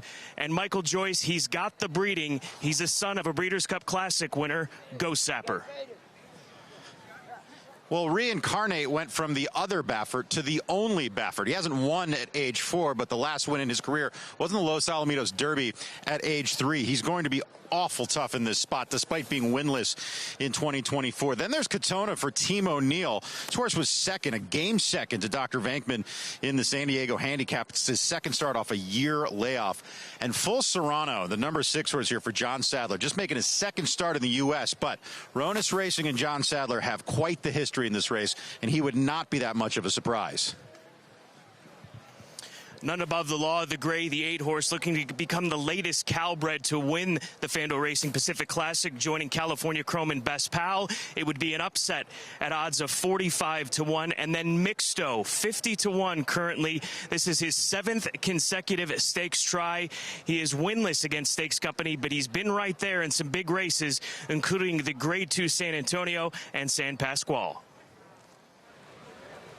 Scott, Michael, thank you very much. A first look at our competitors for the Grade 1 and Pacific Classic as they make their way into the paddock just behind us right here at the Del Mar Thoroughbred Club. A win and you're in event coming your way for the Breeders' Cup Classic. Before we turn the page officially, let's go back and show you those prices from the Green Flash. Motorius, your winner, and that's 2 today for Phil D'Amato in terms of the qualifying races for the Breeders' Cup. Gold Phoenix, so impressive earlier today. He gets another one with the Green Flash. Yeah, Motorius just rolling down the center of the racetrack. Nice late run from Johnny Padres, just runs out of real estate. Nonay Hudson, I got to watch the replay back again, Christina. Maybe I'm making an excuse. I think he got a little lost. I wonder if he opened up about 2.5 lengths on the field for a second. I think he got a little lost when he made the front, started looking around a bit. I wouldn't totally sleep on him if they do choose to come back here, but look, full marks to Motorius. Phil D'Amato does it again, and this horse clearly likes it here where the turf meets the surf.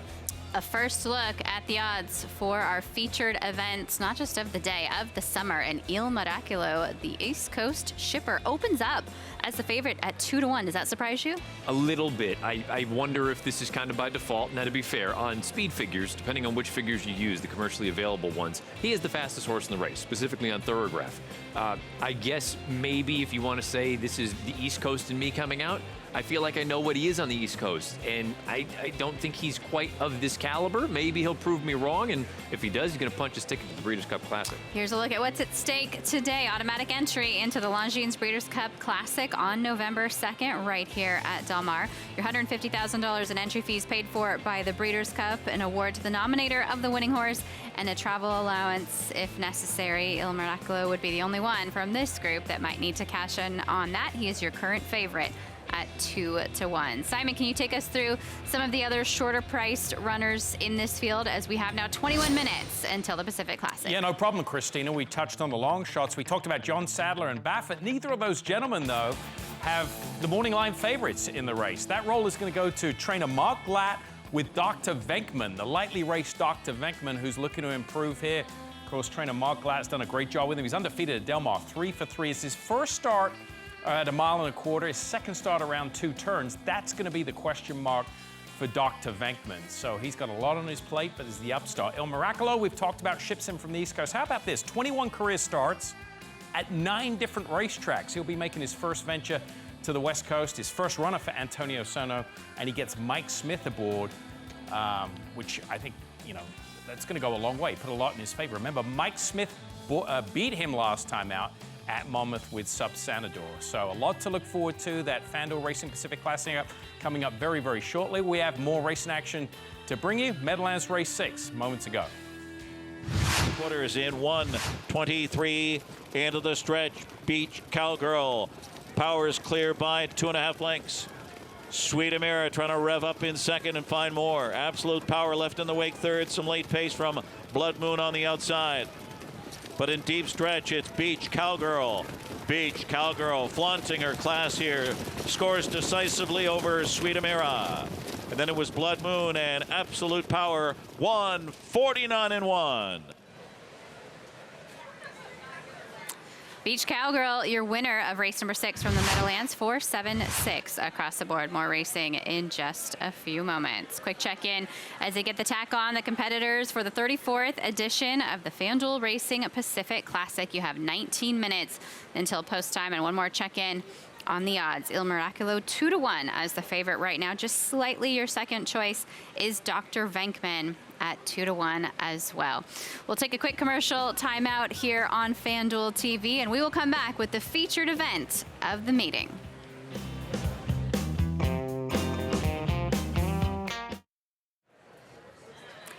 Welcome back to the Del Mar Thoroughbred Club. 16 minutes until our featured event, the Grade 1 FanDuel Racing Pacific Classic. We'll take you into the paddock. We're taking a look at the 8. Right now, none above the law. He'll be rallying from well off the pace. He also switches surfaces, does the Calbred, who was most recently 3rd in the California Dreamin'. There's a look at the 6 5-1 right now on Full Serrano. Let's go into the paddock with Michael and Corey Nakatani. It's not every day you can get this perspective. So the first thing I want to ask you, Corey, because you have won this race, but in general, what does it take to win the Pacific Classic, or what does it take to win a 10-furlong race on the main track here at Del Mar? I believe it takes an aggressive ride. I believe the 6 horse, El Serrano, is going to go out there. He's going to try to, assert what he's going to do is try to dictate the race. If as a rider going in, that's what I'm looking to do, to make the 4 horse commit to doing one or the other, either going in front of me or taking back.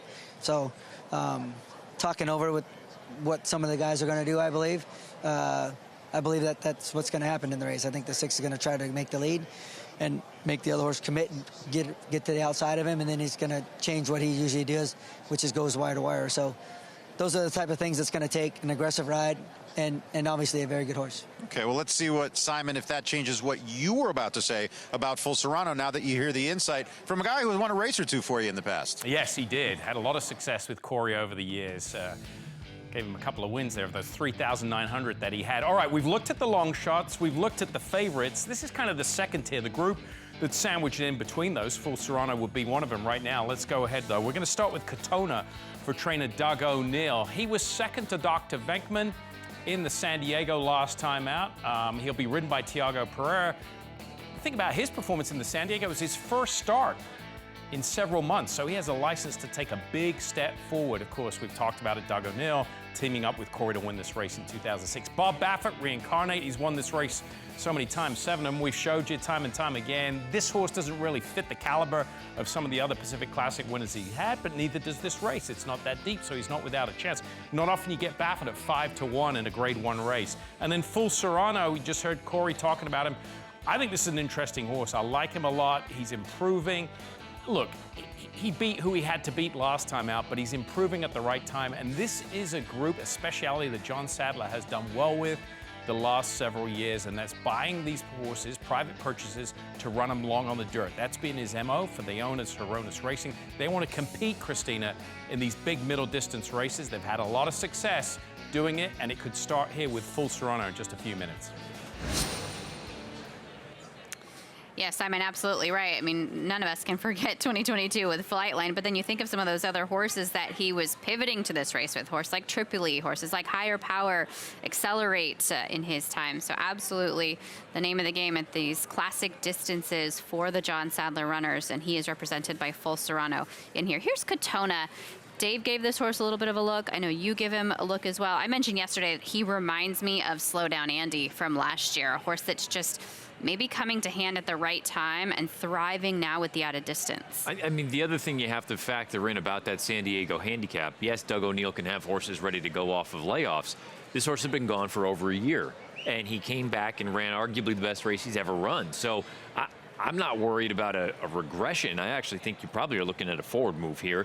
It's just a matter, does he quite class up? And kind of to Simon's point, this isn't the deepest group we've ever seen in the Pacific Classic, so why wouldn't he have a good chance? I think 6-1 is a playable number in here. Truth be told, there are only 3 horses in this race that I think are underlays, the 1, the 3, and the 4. We're going to take a look at right now. Yeah, let's take a look at Reincarnate in here for Bob Baffert. And I know with the scratch of Adair Manor, you know, it's not the same scenario, but thinking back to the year that Collected won and when Arrogate ran second, you know, the other Baffert does jump up and do it. And I think this horse, if they put him out on the lead, the last race is a little misleading in my mind. The Cougar, the second. Midnight Mammoth just strung that whole field out. And I think nobody knew how to recover. And at the 1.5 miles, they didn't really know what to do pace-wise. It's not often you get a horse that's backing up to 10 furlongs, and that's what he's doing. So why not get out there on the front end, as Bob Baffert always does, and play catch me if you can? Well, so that's the key right there. If you tell me, if you can guarantee that he's going to make the front, I would say he's very dangerous. I think there is other legitimate gas in here, and if he doesn't make the lead, so far he's 3 for 15 lifetime. He's settled for minor awards on 8 occasions. He's a good racehorse, but he doesn't pass horses. So if he can't get to the lead, I don't like his chances at all. You know, into the first turn. Yeah, you'll know Who early. are those other horses that are quick enough to wrestle the lead away from him? Well, you would think a horse like the 6, Full Serrano, although hearing John Sadler say they may take it off, you know, suddenly that throws the whole pace scenario up into the air. Are you questioning? I thought he was going right to the front. Maybe crisis not. of self now with with the pace scenario. We want to thank our friends at Lanes End for continuing to sponsor all of our main track races along the road to the the Breeders' Cup. And this race in and of itself, you have to think about Candy Ride. He still holds the record for the fastest Pacific Classic, 159.11 back in 2003. He's the sire of Pacific Classic winner Shared Belief, proven sire of sires himself with Gunrunner, Twirling Candy.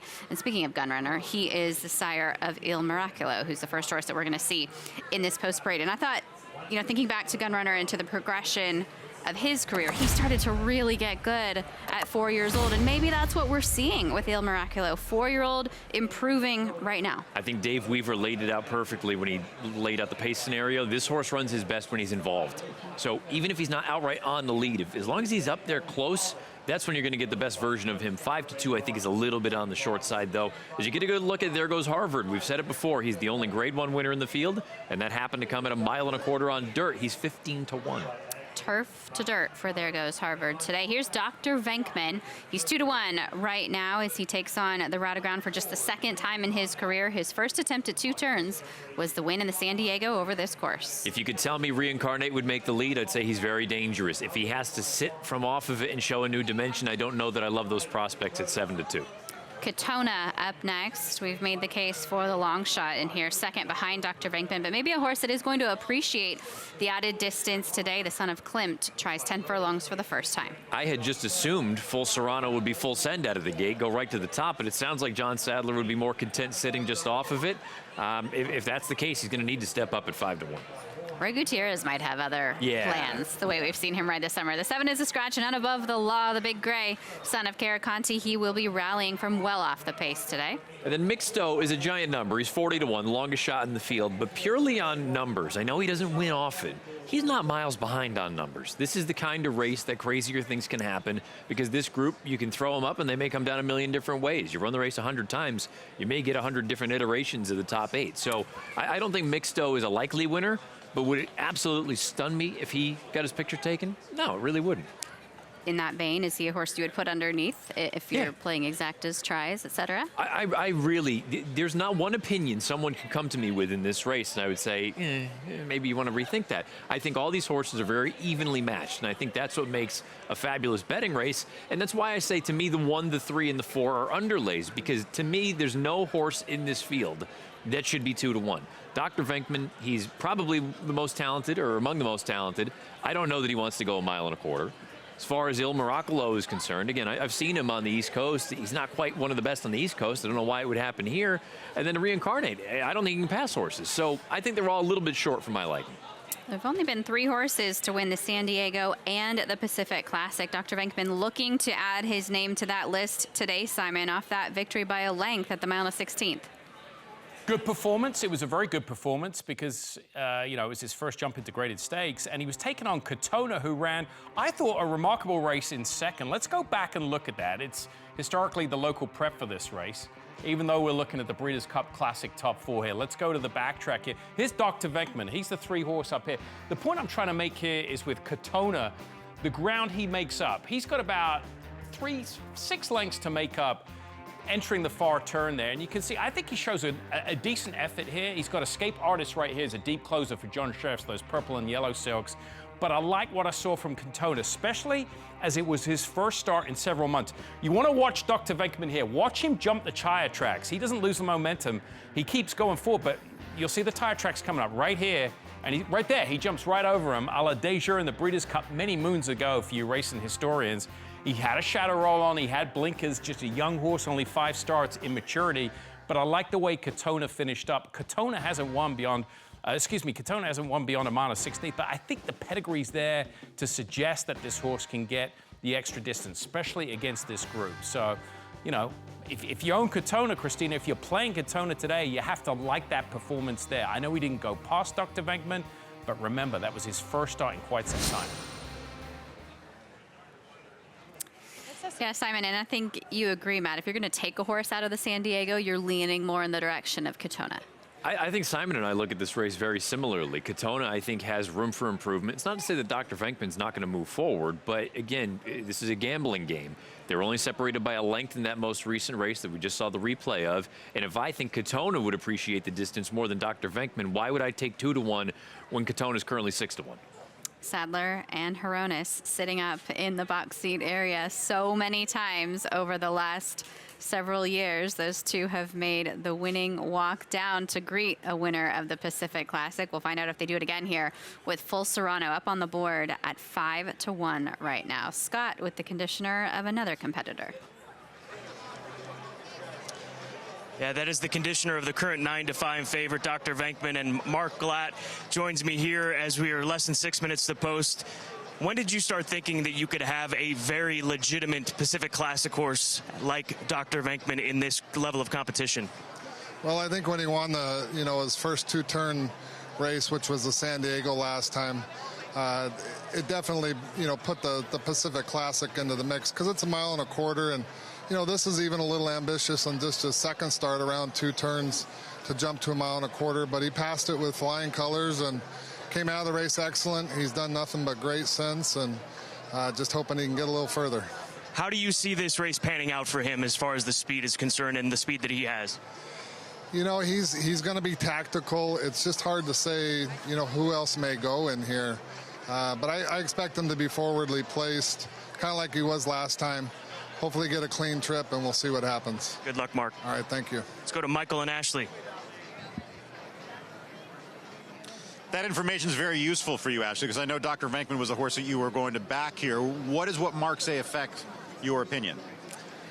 I don't really think it's going to affect my opinion, to be honest. I think looking at this race and who I liked all along after the scratch of Adair Manor, it has been Dr. Venkman. I think the big thing with him, the distance is obviously the question, and I think that's everybody's question. But when you look at the tote board right behind us, he was 2-1, now he's 9-5. I'm okay with him at that price. I think when we talk about the rest of the field and look at them, other horses that I maybe would have, switched to, depending on the odds, they're not as enticing. The only big price I would say that I would maybe look at would be the 2, There Goes Harvard, just based on the fact that when I heard Matt and Christina and everyone talking about the pace scenario, he's at least proven that he can pass horses. Now, he hasn't done that lately, but he could rekindle his form here. Only Grade 1 winner and the only winner at 1.25 miles on the dirt in the field, so that's got to carry a lot of weight. Andy? Mike, Ashley, thank you. After watching these horses warm up, obviously 2 taking a majority of the play, that being Dr. Venkman and the number 1, Il Miracolo. But between these 2 favorites, I prefer the number 1, Il Miracolo. This horse looks fantastic. He's handled the ship really well, and obviously he's a tenacious horse. He dances every dance. He's faced some of the best in the country, and I think he is the one to beat here. But I am going to go along with the number 2, There Goes Harvard. This horse looks fantastic. I actually selected him last time out in the Eddie Reed. He was my paddock pick, but unfortunately kind of a rough trip that day. And as Ashley alluded to, this horse is a Grade 1 winner on the dirt. He beat Defunded. There is no way this horse should be let alone at the price he's at right now. He's a 6-year-old proven Grade 1 winner, and he looks fantastic today. 3rd start off the extended layoff. This should be his very best, Christina. Andy, thank you very much. With a big late shout here for There Goes Harvard, and some good points there. 3rd off the break and proven at the distance. There Goes Harvard up on the board at 13-1. All right, Simon, 2 minutes until post time. Time to make those final decisions. How are you playing the FanDuel Racing Pacific Classic? Yeah, time to make decisions, not only for me, but all of you sitting at home that are playing along with us in the FanDuel Racing app. It's time to jump in right now and make those bets. And here's what I'm going to do. It's pretty simple for me with the price I'm looking at, the horse I like. I'm going to make a straight win bet. So we go in there with 2 minutes to post. There's the 2-minute warning. I'm going to scroll down, and I'm just going to go with Full Serrano. I'm going to keep it simple. I think 6-1 is a great price here on a horse who's obviously got a lot to improve on, but he's lightly raced. He's got great connections. So I'm going to go ahead. Let's go ahead and just make it, why not, the $50 win hammer. It's Pacific Classic Day. Look at that. For every 50 that you bet, at this point, I'm going to get $365 back. So I like those prices. Good connections, John Sadler, and I think the horse is improving at the right time. Like he said, he doesn't have to be on the lead. He can sit that tracking trip. And I tell you what, Christina, that's been a trip that's not only kind this meet, it's been kind of the last 15 editions of the Pacific Classic. Horses that have won this race have been forwardly placed. It goes without saying, North American dirt racing, but it's emphasized here in the FanDuel Racing Pacific Classic. Did he take the words right out of your mouth? Are you right there with Simon? Major part of it, but also we have to talk about the way that run on August 3rd unfolded. The pace completely disintegrated. This horse was still kicking on at the end. The horses at the first half mile that were 1, 2, 3, and 4 finished 6th, 1st, 5th, and 8th. Conversely, the 1, 2, 3, 4 finishers were 2nd, 9th, 7th, and 10th. The pace melted down, and he still kicked on. That's why I wouldn't want to take his speed away, but again, John Sadler knows a heck of a lot more than I do. John Sadler looking on, Bob Baffert looking on as they make their way to the starting gate. And you just saw a beautiful look there from the drone overhead, truly where the turf meets the surf here at Del Mar, and just such a special place in the racing world. If you have not been here, you have to join us for the Breeders' Cup on November 1st and 2nd. It is only 61 days away. If you can't be here this fall, come next fall. And we look back on some of the amazing Pacific Classic winners that we've seen in years past. Whether your favorite is Candy Ride in record time, Beholder, the only female to do it, Flightline by 19+ lengths.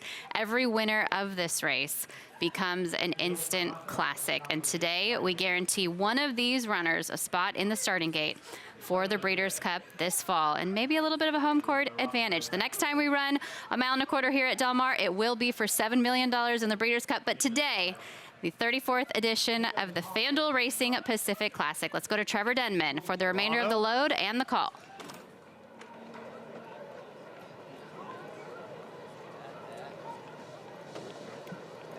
Full Serrano going in.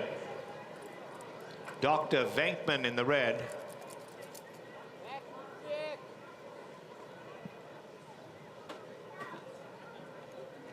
Dr. Venkman going in. None above the law, the grey. They'll be joined by Reincarnate, and Mixto will be the last one. Coming up, going in. All set now for the $1 million FanDuel Pacific Classic.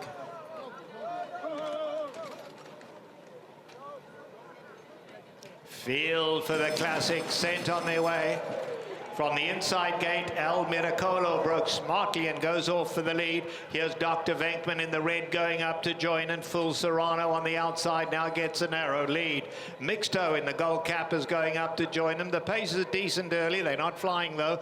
Reincarnate is settling in just behind them. Katona is in the gold. Then comes There Goes Harvard, and None Above the Law last, but no more than 6 lengths off the lead.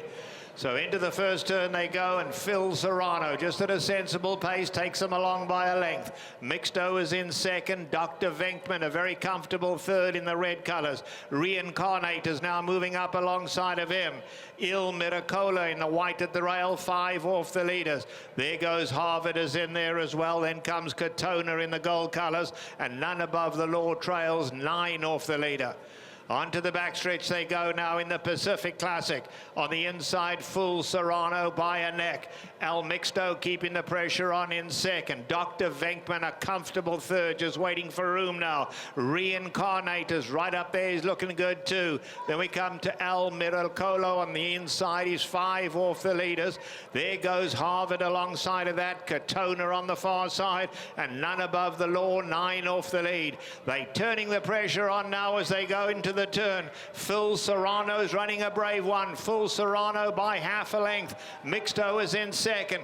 Dr. Venkman now comes off the rail in the red and goes after the leaders. Reincarnate on the far side. There Goes Harvard down at the rail, and then Katona. They homeward bound. It's still wide open. Full Serrano has run a brilliant race. He's hanging on to it. Mixto is in second. Dr. Venkman switches to the inside for a run. Reincarnate on the outside, but Full Serrano keeping on going. He's getting a little weary late. Mixto, the long shot's coming to him. Mixto to get up, and Mixo, a major upset in the Pacific Classic, gives Kyle Frey and Doug O'Neill the win. Very, very game run this. Good second as well from Full Serrano. A huge upset in this year's edition of the Pacific Classic. Mixto gets the win for Doug O'Neill and guarantees himself a spot in the gate for the Breeders' Cup Classic. You got to be in it to win it, right? He had been 1 for 13 coming into this race here. He had never really been that competitive against this caliber of company, but we heard Simon talk about it. And the way these races have been won at 1.25 miles in the Pacific Classic, aggressive rides, there wasn't a heck of a lot of passing. You see circled right there. That's your eventual winner, Mixto, sitting just outside of Full Serrano. Full Serrano ran his race, Christina, but Mixto just kind of grinded away and wore him down. The perfect spot with Kyle Frey just off the early pace. You saw a move from Dr. Venkman as they came into the turn. He angles off. I thought Reincarnate made a big move at one point, kind of threatened for a little while with about a 16th of a mile to go. And then Dr. Venkman all over the place trying to find a path. A little bit of race riding going on out there. But it's that presence of the outside runners that really help and get those competitive juices flowing. Mixto able to go past Full Serrano along the inside here, 22-1. Your upset winner of this year's Pacific Classic, Andy, is with his rider. Kyle Frey pulls off the upset and secures a spot in the Breeders' Cup Classic under Mixto. Kyle, tell me about your trip. Man, it was just flawless from the start. I had to help him away from there a little bit. But once we hit that first turn, he just hit another zone. Was relaxed and just covering so much ground so easily. And right about the half, I just kind of nudged him a little bit just to see what I had. And he was golden. I mean, just doing it effortlessly. Whew, sorry, catching my breath, a long race. Doug was really good with instructions and let me know, you might want to get him going early. We did just that, and man, it paid off, thank God. Whew. Kyle, it's been an incredible year for you as a whole, both professionally and personally. Congratulations, and see you at the Breeders' Cup. Thank you so much. God bless you guys. Back to you guys. Andy, thank you. It's a full circle moment, I think, for a jockey like Kyle Frey. Last summer, he chose to leave Del Mar. This was a place that was a little bit too much for him, and he's had some past substance abuse problems. He had to remove himself from the energy, the atmosphere, the nightlife that is Del Mar just to stay on the right path. You think of making a choice like that and just halting your career for a little while, coming back, and he's had so many opportunities in big barns, and here's another one. And to win the biggest race of the meeting after the choice he made last summer has to just be miraculous. And the reason he continues to get these opportunities is because of this, what we just saw. He put the horse in a perfect position. If all of a sudden the pace setter falters, we're going to take over. We know we're just as good as the rest of the horses in here on paper. You need to be able to put the horse in the right spot, though, to take advantage of those opportunities. It's one thing to get them. It's another thing to cash in on them. Kyle Frey's been doing just that all meeting long. And he deserves this round of applause from the Del Mar crowd. Mixto is in the Breeders' Cup Classic. Also for the Calumet Farms, they have had horses here in Southern California for a long time. Took a bit of a pause from California racing for a while. Have just now started to send horses back. Doug O'Neill, one of the few conditioners that has horses with those Calumet Silks. Great to see them able to celebrate this big win. Scott is with our happy winning trainer. A man who's never scared to take a shot in these big grade ones. Be honest with me, Doug. Is that how you drew it up? Is that how you saw it working out for Mixto and your horses in this race? I love the post, Scotty, but I got to thank Mr. Kelly, the best owner ever at Calumet Farms, and having the faith in me. And we went through some hard times, but we've been hot a little bit lately. And thank you, Mr. Kelly, and Eddie and Jack at the farm. But the horse loves being on the outside, so when we drew the outside, love that. And then Kyle Frey never stopped riding, which was huge. So thank you, Scott. That was beautiful. Well done, Doug. Thank you, brother. Thank you. Thank you, Mr. Kelly. Congratulations to Doug O'Neill, to the entire team. And yeah, they lead with that positivity and that why not us mentality each and every day, whether they are the odds-on favorite or the 22-1 shot in the biggest race of the summer. If you've got your horse feeling good, they're happy, they're sound, why not take a shot? And we talked about it the minute Adair Manor came out of this race. You and I mentioned it. I wouldn't be surprised if any one of the 8 ended up getting their picture taken. And guess what? The second longest shot on the board is the one that's going to go and get his picture taken and get ready for the big dance in just a couple months' time. A very special moment for that rider right there, Kyle Frey, as he celebrates this victory in the Grade 1 Pacific Classic. The second win for Mixto He was basically just cleared his maiden and had picked up pieces along the way in graded stakes races until today. And one of the funniest things, we don't want to turn the page just yet, but you move on to race 11. The Pleasanton Mile could be the key piece of form all day because Lamas is coming out of that race. He defeated Mixto by 2 lengths. He's going to be a price in the next race as well. But look, let's just take a look at this horse and see. You had mentioned to Christina, he's not a superstar on paper anyway, but the numbers really aren't that far behind anybody else in here. So should he have been 22-1? Again, it's maybe revisionist history, but the point is, this was a race that was ripe for the taking. Got a great ride from Kyle Frey, great training job from Doug O'Neill, and most importantly of all, great job by the horse. You got to go out there and earn it. Mixto did so. Lucky to be here to celebrate this winner and all of the winners of our races today. And there's our own Kevin Grigsby handing out the trophy and the hardware to the winning connections of Mixto as they celebrate their victory in the FanDuel Racing Pacific Classic. And the countdown is on for the Breeders' Cup with this horse, with Motorius from the Green Flash, with Gold Phoenix earlier in the Del Mar Handicap. 3 win and you're in events today here from Del Mar, and those races did not disappoint. But we're not done. We still have another graded stakes race to go. In fact, the last race on our program is the Del Mar Mile, another challenging race to navigate through to look for some prices. And yeah, maybe Lamas looks a little stronger now into the finale. Who would have thunk it that the Pleasanton Mile on Pacific Classic Day could end up being the big piece of form that we want to be using? Let's take a look at those prices. How about $46.40 back if you had the winner of the Pacific Classic today? What about Full Serrano and his effort? What's your takeaway from his performance today? Second time in the United States, stretching out from a mile to a mile and a quarter. He didn't lose anything in defeat here. Reincarnate, unfortunately, the trend continues. If he doesn't get the lead, he doesn't really go on by. If I want to kind of just, let's sit back and objectively look at this, 3 horses at the wire going 10 furlongs. It's usually a little bit of a red flag, but guess what? This classic division this year has been topsy-turvy, so maybe it's just looking for the right now horse, and maybe it ends up being Mixto or even Full Serrano. I wouldn't sleep on him if they choose to go that direction. Final time, 2:02.10 for the mile and a quarter today, and they continue to hand out the hardware out there, and you can see Kyle Frey with his family enjoying this signature win. What a day for the connections of Mixto, and again, congratulations to Brad Kelly, to everyone at the Calumet Farms. They do such a beautiful job, and they raise their horses right there, and when they send them into the barns, they are ready. They have been pre-trained, they're tough, and Mixto is a perfect example of that. So we've seen those prices from the Pacific Classic. Again, one more race to go. We will set you up for the Del Mar Mile in just a second. But first, we do want to circle back to some harness racing from the Big M. Here's races 7 and 8 for you. And Muscle Factory wants out 124 and 2. Ferdinand, Muscle Factory out of the pocket after a perfect trip, looking to pay off for Yogi Sheridan. From way out of it, it's Showtime towering up late. Pearl Harbor shakes loose late between horses, but it's Muscle Factory at even money. Muscle Factory and Yogi Sheridan doubles up. Then Pearl Harbor, it's Showtime. Ferdinand and Bettina 152 and 4. 24 and 3 into the stretch drive. Santa Fe's Appetite steamrolled to the top and opens up by 4. Santa Fe's Appetite and Jason Bartlett. It is Tesla Power rushing up into second, and Page Perfect with late pace on the rail. Big wake-up effort from Santa Fe's Appetite. She came to pace tonight at 4-5. Then Page Perfect, Tesla Power, and Sprout Santa Fe's Appetite in 1:51 and 4.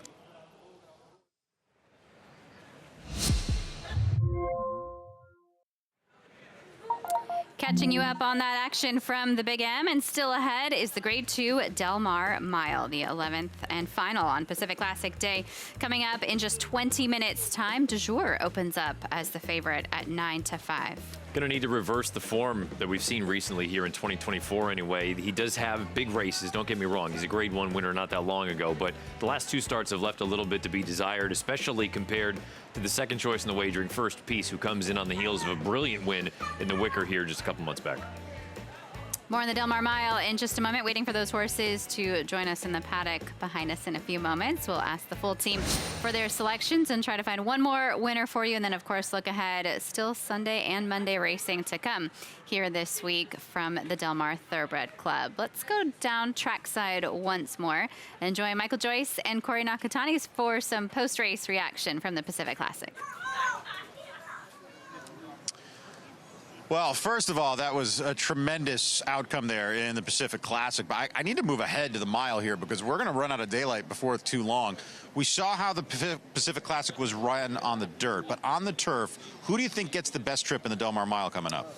I mean, I'm going with experience, Mike. He's done it many times. He's gonna be on the outside post in the 9 post, but I think that he's going to be forwardly placed, and he's going to have first run on him, and they're going to have to pick their feet up to beat him. So Mike Smith in the irons at first piece, it's going to be tough. I know Conclude was another one that you had your eye on a little bit. Yes, I did. I thought that, Phil D'Amato, as good as he's turning his horses out, that I think that his horse is going to put his best foot forward. He looks good. So, I exactly box those two.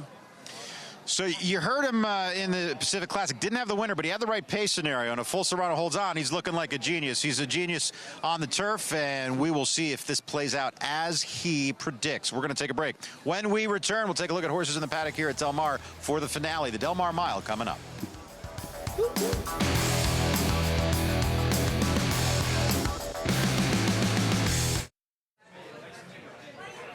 Welcome back to the Del Mar Thoroughbred Club. One more race to go, and it's a good one. The Grade 2 Del Mar Mile is up next. You have 15 minutes to post, taking you into the paddock right now and taking a live look at these runners as they get the tack on. Let's get to Scott Hazelton for more. Well, the one astronomer is live on the board right now for trainer Simon Callahan. How much did he benefit from that most recent start? He ran really good last time. It was a good pace up front, and, he finished really well. I think this is going to be a slightly different pace setup in front, but, the horse is training really well coming into this race. Speaking of benefiting, how much does he benefit from not being drawn all the way to the outside like he did in that last race and now being in post 1? Yeah, and he's won from the 1 hole here at Del Mar before, so we'll be saving ground, and obviously that's going to help. And I think he's ready to run a really good race. How's he reacted with his training since that run last time? Really good. He seems to really love Del Mar, and he's done everything you'd like to see in between his last race and this. So it's competitive and open race, but we're hopeful for a good run. Good luck, Simon. Thank you. And 10-1 on his runner, Astronomer, from the inside post, and he does certainly love Del Mar, this runner. He's a 3-time winner in 12 starts. 2 of those victories have come right here over the Seaside Oval. Simon, we'll send it back to you in the FanDuel Racing studios. Tell us, who's your selection in here? Have we saved the best for last with the little green as grass? Yep, that's the plan. Came up short with Lamas, but yeah, we're going to make some green on the grass here. And look, Matt kind of touched on this, but in full disclosure, I submitted my selections about 9.5 hours ago. So I'm not redboarding with the Pleasanton form here. It's the 5-horse Lamas. It's turned out well now. 9 hours ago, I didn't know the Mixto was going to win the Pacific Classic. But if you dig a little deeper in his form, not only Mixto shows up there, Balkanov shows up 2 races back. What did he do today? Oh, he was 3rd in the Del Mar Handicap, and he won on the undercard at the Preakness. Air Force Red is in there. What did he do? Oh, he had won at Del Mar a couple of days ago. He's 8 for 29, and I like this horse. He's in form. He's won his last 4 starts, and more importantly, Manny Badia, the trainer, he's based up in Northern California, but if you go through and narrow his stats down, 2nd start off a layoff in turf routes, follow me, 2nd start off a layoff in turf routes, narrowed those filters down, 32%. That's an exceptional percentage in this situation. Very, very high. And from a good number of starters, 32 starters as well. So I'm liking the price here at 10-1. All things point to Lamas on the grass. Simon, a great price at 10-1 with the 5 in here. Abel Cedillo in the saddle for Manny Badia. I think just looking at the horse too, any horse that can win on the dirt, on the turf, on the synthetic, and as many times as he has, they just prove their class and their tenacity. He's the definition of a professional racehorse. He just shows up and runs. It doesn't matter where, when, what time of year, yada, yada, yada. I think the other thing that's interesting about Lamas is the fact that he's on a 4-race win streak. He hasn't been the favorite in any one of those races. That's a very, very odd thing. You don't see that with a horse that's in this kind of form. Dismissed at the windows, and just same today. He's 10-1 on the board right now. There's a look at Du Jour, 2-1 as your current second choice in the wagering right now. And he exits a sixth place effort in the Eddie Read last time out, but last year was the winner of this race itself. We'll take a look back at that performance. And at this time, Du Jour was just so good. He was in excellent form. Going to go ahead and storm home by 2 1/4 lengths. But is he another one that we have to wonder, is he the same this year at 6 years old? It's kind of my thought, but then again, I was wrong about Motorius, so maybe we do see Du Jour get back to his best effort here. That Eddie Read, I suppose, you know, do with it what you will. We saw, obviously, the winner earlier, Gold Phoenix, come out of that. He didn't have a great trip that day, but he went on to win the handicap. And, you know, Johannes is right now an absolute monster. So I don't, maybe he's a little bit dirtied up on paper. Maybe its form's not quite as bad as it seems. I don't think the version we just saw, though, is the version we've seen here so far this year. That's just my opinion. I would agree with that. Beaten 4 lengths in that last race in the Eddie Read, and he just didn't really drop down and level off the way we've seen him in the past. But he's second off the layoff today. Du Jour, we'll find out 2-1. Betting public likes him. He is the current favorite. Here's a look at the selections from our team. Scott and Simon in agreement with you, Matt, with the 5. Are we going Lamas or Lamas? I don't know. I'm more curious. Where's Ashley's 11 horse, huh? what? Who'd she pick? That's the great unknown. We'll find that one. Yeah. We'll go back and update that chicklet really quickly. We did see a selection there for first piece. The 9, he's 2-1, just slightly the second choice right now. I thought his last race in the Wicker was eye-opening. I really liked that performance from him, and he seems to be improving right now. He was awesome. I feel like we've said it a few times over the course of the day in the past few days that if he runs that last race, he wins. Not just the fact that he won and defeated common opponents, but he was the first one to move into the hottest part of the pace. And typically that ends up being a recipe for disaster where you end up getting run down late. You end up moving too early. He kept kicking on. He finished as well as anyone in the race. So I guess the concern would be, was that the A-plus effort? And now you get a slight regression against slightly better company. I don't know. I mean, 2-1. I think that's a fair price, frankly, just based on what he did there. If he does that again, I think he's right there. And Ashley is with me on first piece. She's with I'm on first piece in here first too. Piece, it's a party. We're there we all go. on first piece. The other thing I would add to it, I picked the horse, but just if you're playing devil's advocate, the Wicker as a restricted event, this is a much deeper group today. Absolutely. He's stepping up against some of the big boys. We don't have Johannes, but we do have many of the others in the division out here represented. I don't know how you feel. I feel like class is more important on turf than dirt. Just if we're talking apples to apples. And stepping up can become a little bit of a bridge too far. I would agree with that. Post parade has begun. We start off with the inside runner, Astronomer. We heard from Simon Callahan a little while ago. Halfway line went through. Here is Du Jour for Bob Baffert and Juan Hernandez. Good version absolutely can win. The recent version, though, leaves a bit to be desired. Almendaris, they ended up scratching out of a race on Thursday to run here, so that's an ambitious placing. I've liked him a long time. I still think he needs to take another step forward and be competitive here. Lamas up next, the 11-time winner in 31 career starts. Also the winner of the Pleasanton Mile over Mixto, who we just saw win the Pacific Classic. Simon's money showed up. He was 10-1 when Simon went on. He's 7-1 now. Irideo, I talked to Kurt Hoover earlier. This is a very peculiar horse. When he feels like running, he can win this race, and he's 50-1. Flashiest, I would say, is the same. Yeah. He's another horse that has that electric turn of foot when he feels like it and can really lay it down out there. He was third in the Wicker behind First Piece and Astronomer. Concludes taking a ton of support in here. Currently 4-1 into the teeth of a couple of legitimate runners. Phil D'Amato looking to get another victory here on FanDuel Racing Pacific Classic Day. Wouldn't be a stunner if he improved. First Piece up next, 5-2. He's a second choice in the wagering right now, the winner of the Wicker. And that was when stretching back out to the route of ground. They had been sprinting him for a while. Looks like he's found a home back at the 2-turn distance. This was arguably the boss of this mile division in California for the past year or so. That's the 10 Exalted. He's a big number right now, 23-1. His 2 starts in 24, frankly, have not been good. He needs to reverse that form in a big way, not just to be thinking of winning this race, but just to be remotely competitive. I don't want to totally sleep on him, but he really needs to kind of turn things around. That's your field for the Grade 2 Del Mar Mile. You have 8 minutes until post time. And surprisingly, I mean, at least I'm surprised, the pick 6 is covered. If I'm not mistaken, but yeah, the pick 6 to the 6 is paying $271 in the pick 5. It's $222. So you need one less leg and half of the increment to end up getting back 50 grand less. I know $50,000 is a lot of money, but yeah, I'm stunned. I'm a little bit surprised. These have been big, bulky fields, and then you get mixed up, bringing the upset. We've had some sharp handicappers playing it today. We have the Pacific Classic Betting Challenge, whether they're here on track or they're at home. And I know that's a different type of play, but still, you've looked at the races, and if you're playing, you're going to throw together other types of tickets. Yeah, I was going to say, from experience, the contest you play in that, but you're also playing all your other stuff on the side. So, yeah, there's a reason that these contests are so great. You don't get to play those kind of multis in there other than like a double, depending on certain tracks and the way they do things. But you always can dive into the pools head first if you want.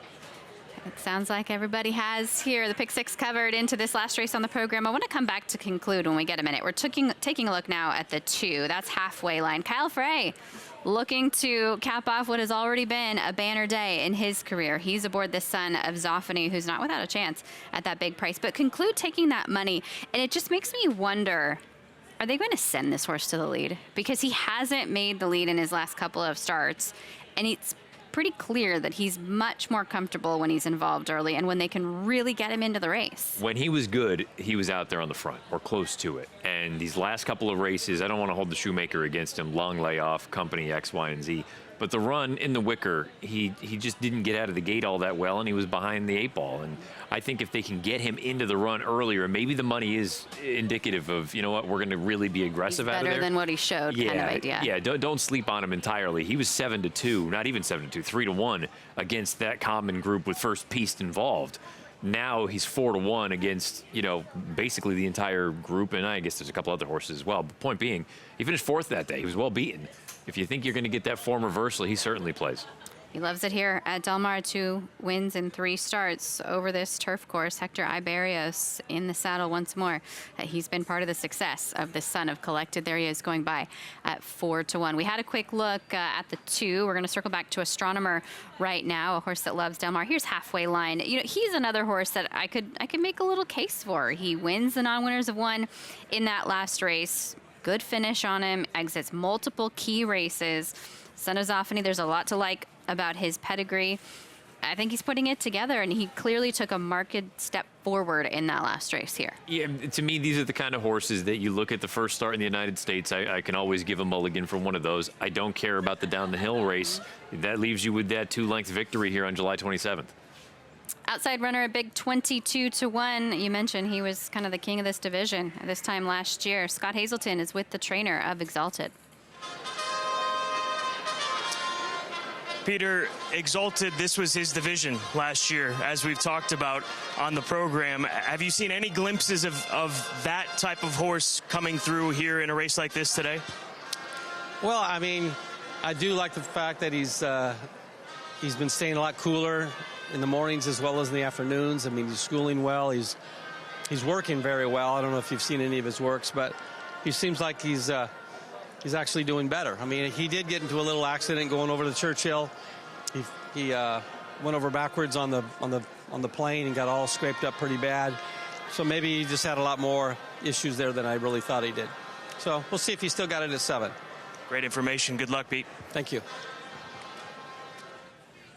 It's good information about Exalted, and something that we didn't know. You know, they shipped him to Churchill for the Wise Dan. He was 5th that day, came back here to Del Mar, and I think the last race is really the one that's the head scratcher, because he would have been a horse that you might have considered for the Wicker that day. They ended up running him against the condition allowance runners, and he still was just sort of even across the wire, didn't really give it his all. But I suppose to that point that Peter just laid out, maybe the Wise Dan, you just completely draw a line through it. And if that's the case, then is that race on July 21st kind of the rust shake-off kind of performance, and now you're going to sit on an improved effort? I think it's a combination of he needs to get back to his better performances, and also you got to work out a trip from the 10 draw.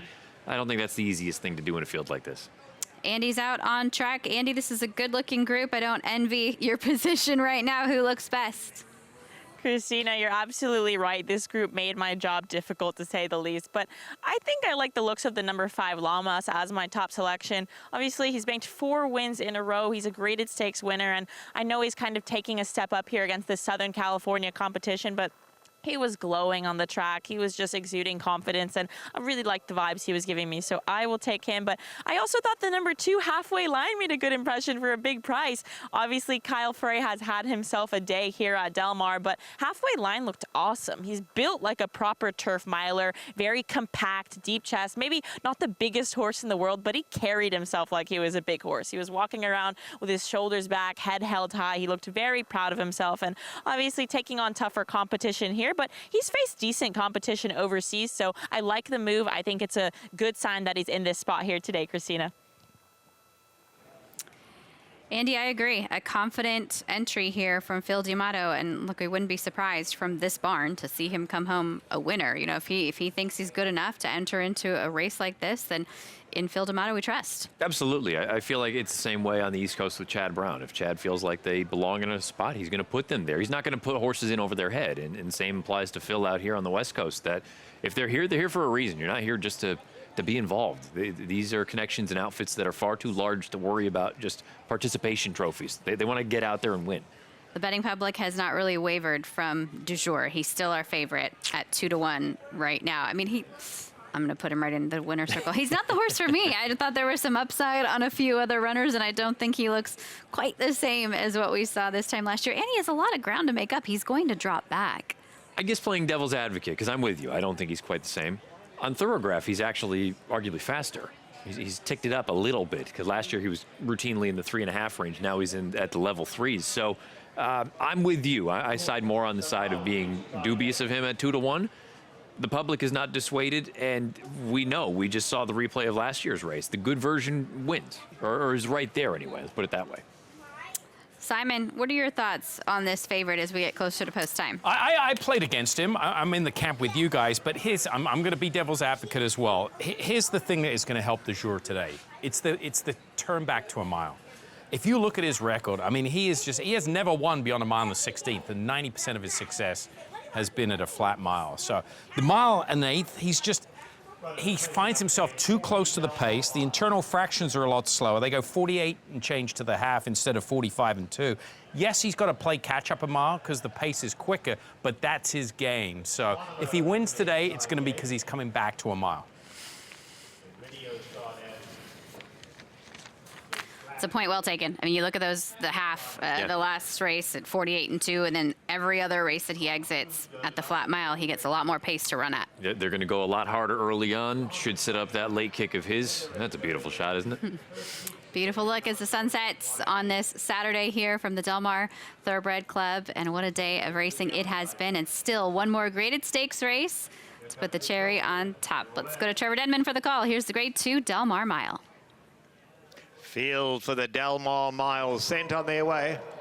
Astronomer from the inside gate goes straight for the lead, but on the outside, Conclude will now take over, and Exalted goes up to race second. The pace decent early. We come back to Lamas settling in the 4th position. On the outside, First Piece in the red colors. Been followed by Albanderas, 6 off the leaders. Du Jour is scraping pate at the rail, 7 lengths off these leaders. Then comes Halfway Line, being followed by Iridio, and at the back is Flashiest. Got to be 12 lengths from first to last. Onto the backstretch they go. Conclude in no hurry out here. Ears Prick takes them along 3 parts of a length. Exalted is right there in second. On the far side, we have Conclude right up, rather that's First Piece right up there with them as well. Astronomers down at the rail. They then been followed by Du Jour, now 5 lengths off the leaders. Alongside comes Lamas, then comes Almendarez. Behind that is Halfway Line, back third last, 10 off these leaders, and Flashiest trails. Into the turn they go now, and Conclude still leads it. Conclude going to be taken on by Exalted in second. On the far side, First Piece is threatening to run a good one too. Astronomer tucked in at the rail right behind them. Almenda is running a big one on the outside, and then comes Du Jour making up ground from far back. They are homeward bound now, and Conclude goes for home. Du Jour at the rail in the red cap coming fast. Astronomer between them. Almendarez on the outside wide open. Conclude's hanging on. Almendarez, Conclude, Almendarez. Astronomer finished up a good third. What a day for Little Red Feather Racing as they celebrate again here. Conclude gate to wire, all hearts in the Del Mar Mile. I mean, you hit the nail on the head, Christina. You talked about the possibility with the money that was showing up for Conclude that maybe, based on his last couple of races, he just wasn't that close. His best efforts came when he's out there, if not outright on the lead, pressing things, broke like a shot, went right to the front, and never stopped. Scott Hazelton, you've had quite a few conversations with Phil D'Amato today. Rinse and repeat for Phil D'Amato in these stakes races today on the turf course. And Conclude, how was he able to get away with such a slow pace here today? You know, I left it up to Hector. Yeah, I think I've probably given him bad instructions in the prior two. He didn't break too well last time. But yeah, no, he nursed them along, and it kind of looked like what he was doing last year as a 3-year-old. But hats off to Hector, heady ride, and Almendarez, he ran huge. Another step or two, and I think it'd even be a closer photo there. How do you sum up this day in a statement? No, it's when you run multiple horses in a race, you want them all to dead heat. But I'm proud of them all. I've got great help. I just thank them all, my assistants, exercise riders, grooms. It's a family affair, and especially we're nothing without these great owners. Getting these horses ready for the Breeders' Cup here in a couple of months, what's the task like for you and your team to sort them out and to get them at their best? Yeah, we'll just kind of take them as individuals. That's the best way you can do it. Some we can maybe fit a prep race in, and some just sit on them till the Breeders' Cup. Well done on a wonderful day, Phil. Thank you so much. Let's go to Andy. Hector Berrios, a rough trip in the Wicker, but a winning ride in the Del Mar Mile. How are you feeling in this moment? Oh, I feel very excited today. Well, he made all, I had good break. He go to the lead very comfortable. And I feel the pressure. I leave, he respond. Could not have been a better trip, a patient, and well-timed ride. Thank you so much, Hector, and congratulations. Thank you very much, Andy. Back to you guys. Bye-bye. It has been quite the meet for Hector Berrios here. And I love this moment here where he's just sitting really quiet on this horse. A nice loose rein, giving him his head, letting him do his thing because he's tough on the lead. You don't really have to ask him for it. He's giving you everything he has. Yeah, he's one of those gutsy types that likes to get out there and say, I'm the leader of the clubhouse. You come and follow me and try to run me down. And I suppose we know now why Almendarez was scratched on Thursday, because he very nearly won this race, and this pace scenario didn't suit him.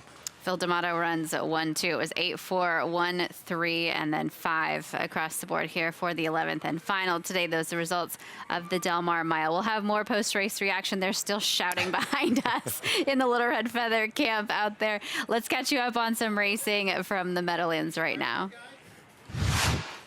In 1:22 and 4, they're into the stretch drive. And it's brutally on the inside. Delightful in front by 2. That was Brutally Handsome back in the second spot, battling for place. Ignatius, those two together, and then Bobcat Bay. But Delightful took off here. Delightful 3 for Corey Callahan.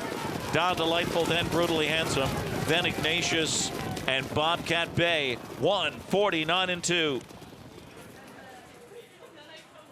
2-1-3 across the board in race number 9 from the Meadowlands. Delightful, $3.20 back for the victory. One more look at your winner of the Del Mar Mile. Grade 2 winner Conclude. He loves this course here at Del Mar, back to the site of one of his biggest victories prior to today. He was an Oceanside winner at 3. He is a Del Mar Mile winner at 4. We'll be back with those prices.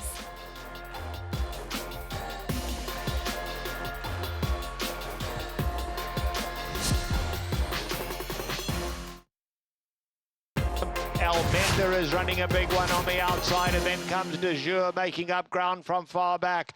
They are homeward bound now, and Conclude goes for home. De Jure at the rail in the red cap, coming fast. Astronomer between them. Almendarez on the outside, wide open. Conclude's hanging on. Almendarez, Conclude, Almendarez. Astronomer finished up a good third. Gutsy performance in the Del Mar Mile from Conclude, the son of Collected. And out of that mare, Believe You Can. She is a gift that keeps on giving for Brereton Jones and the family out there. Congratulations to them. This is now the 5th win in 9 career starts and celebrating the legacy of the late Brereton Jones. Hopefully Brett Jones is here to enjoy this one. Conclude returns $12.20 on top. I'll tell you what, I don't know if it's too lofty to think about the Breeders' Cup Mile, but he stopped the clock in 34 flat. That's a pretty legitimate clocking, especially for a pace setter. Granted, he got away with things early on, but this was a nice return to form. You knew he was capable of this, just needed to get out of the gate sharper. We heard that from Phil. Almendaris, again, we talked about it. There's a reason they scratched on Thursday to run here. Astronomer ran very well in here for Simon Callahan. Yeah, he was in with a big chance. He's a big horse that I think didn't really get a clear path either. He's one of those that kind of tricky to ride. Kazushi Kimura doing a nice job out there. 8-4-1 in the Del Mar Mile. One more break. We'll come back with our final thoughts on a beautiful day of racing where the turf meets the surf. Pacific Classic Day. We're going to come back with a few final thoughts in just a bit. I think we have one more commercial break to sneak in for you. We also have the quarters coming up at Los Alamitos. We're not done here tonight on FanDuel TV. The sun might be done, though. We'll be back. Stay with us.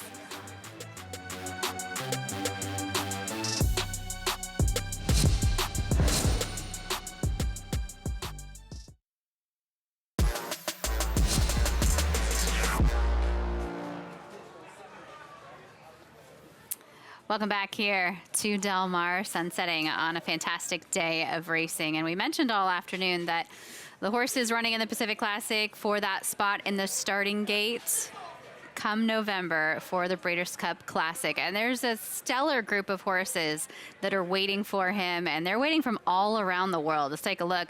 We saw, of course, Fierceness last week in the Travers. He was very impressive, beating Torpedo Anna. We were still screaming for her nonetheless, but some horses like City of Troy, like Forever Young, who you're looking forward to seeing right here at Del Mar. And we'll see what we get from Arthur's Ride tomorrow. He's running in a big race in New York. So, I mean, this is a group that, to be fair, I think 2 months ago, I had a different outlook. I said, man, somebody's got to take advantage and really grab the bull by the horns. Now you've got 6 to 7 legitimate threats in a race like this, and who knows? Maybe Mixto really is just kind of coming into his own. It's entirely possible. He's going to need to improve again, I would think, but stranger things have happened. Maybe he just needed a few years to really figure it out. I was listening to Nick Luck's podcast. They're training City of Troy almost in works with groups of horses. They're doing everything they can. They are leaving no stone unturned to bring him here to run on dirt. I know he's done very well in the past. He's had a couple of close calls. I think this is the best chance Aidan O'Brien's had to win a Breeders' Cup Classic based on this group. It's been great having you here this week. I love Safe it. flight home. Thanks for everything. We'll see you back on the air next week. I will be back here with you tomorrow with the entire crew. Still Sunday and Monday racing here. Thanks for joining us on FanDuel Racing Pacific Classic Day. Let's take a look back at some of the highlights from this afternoon.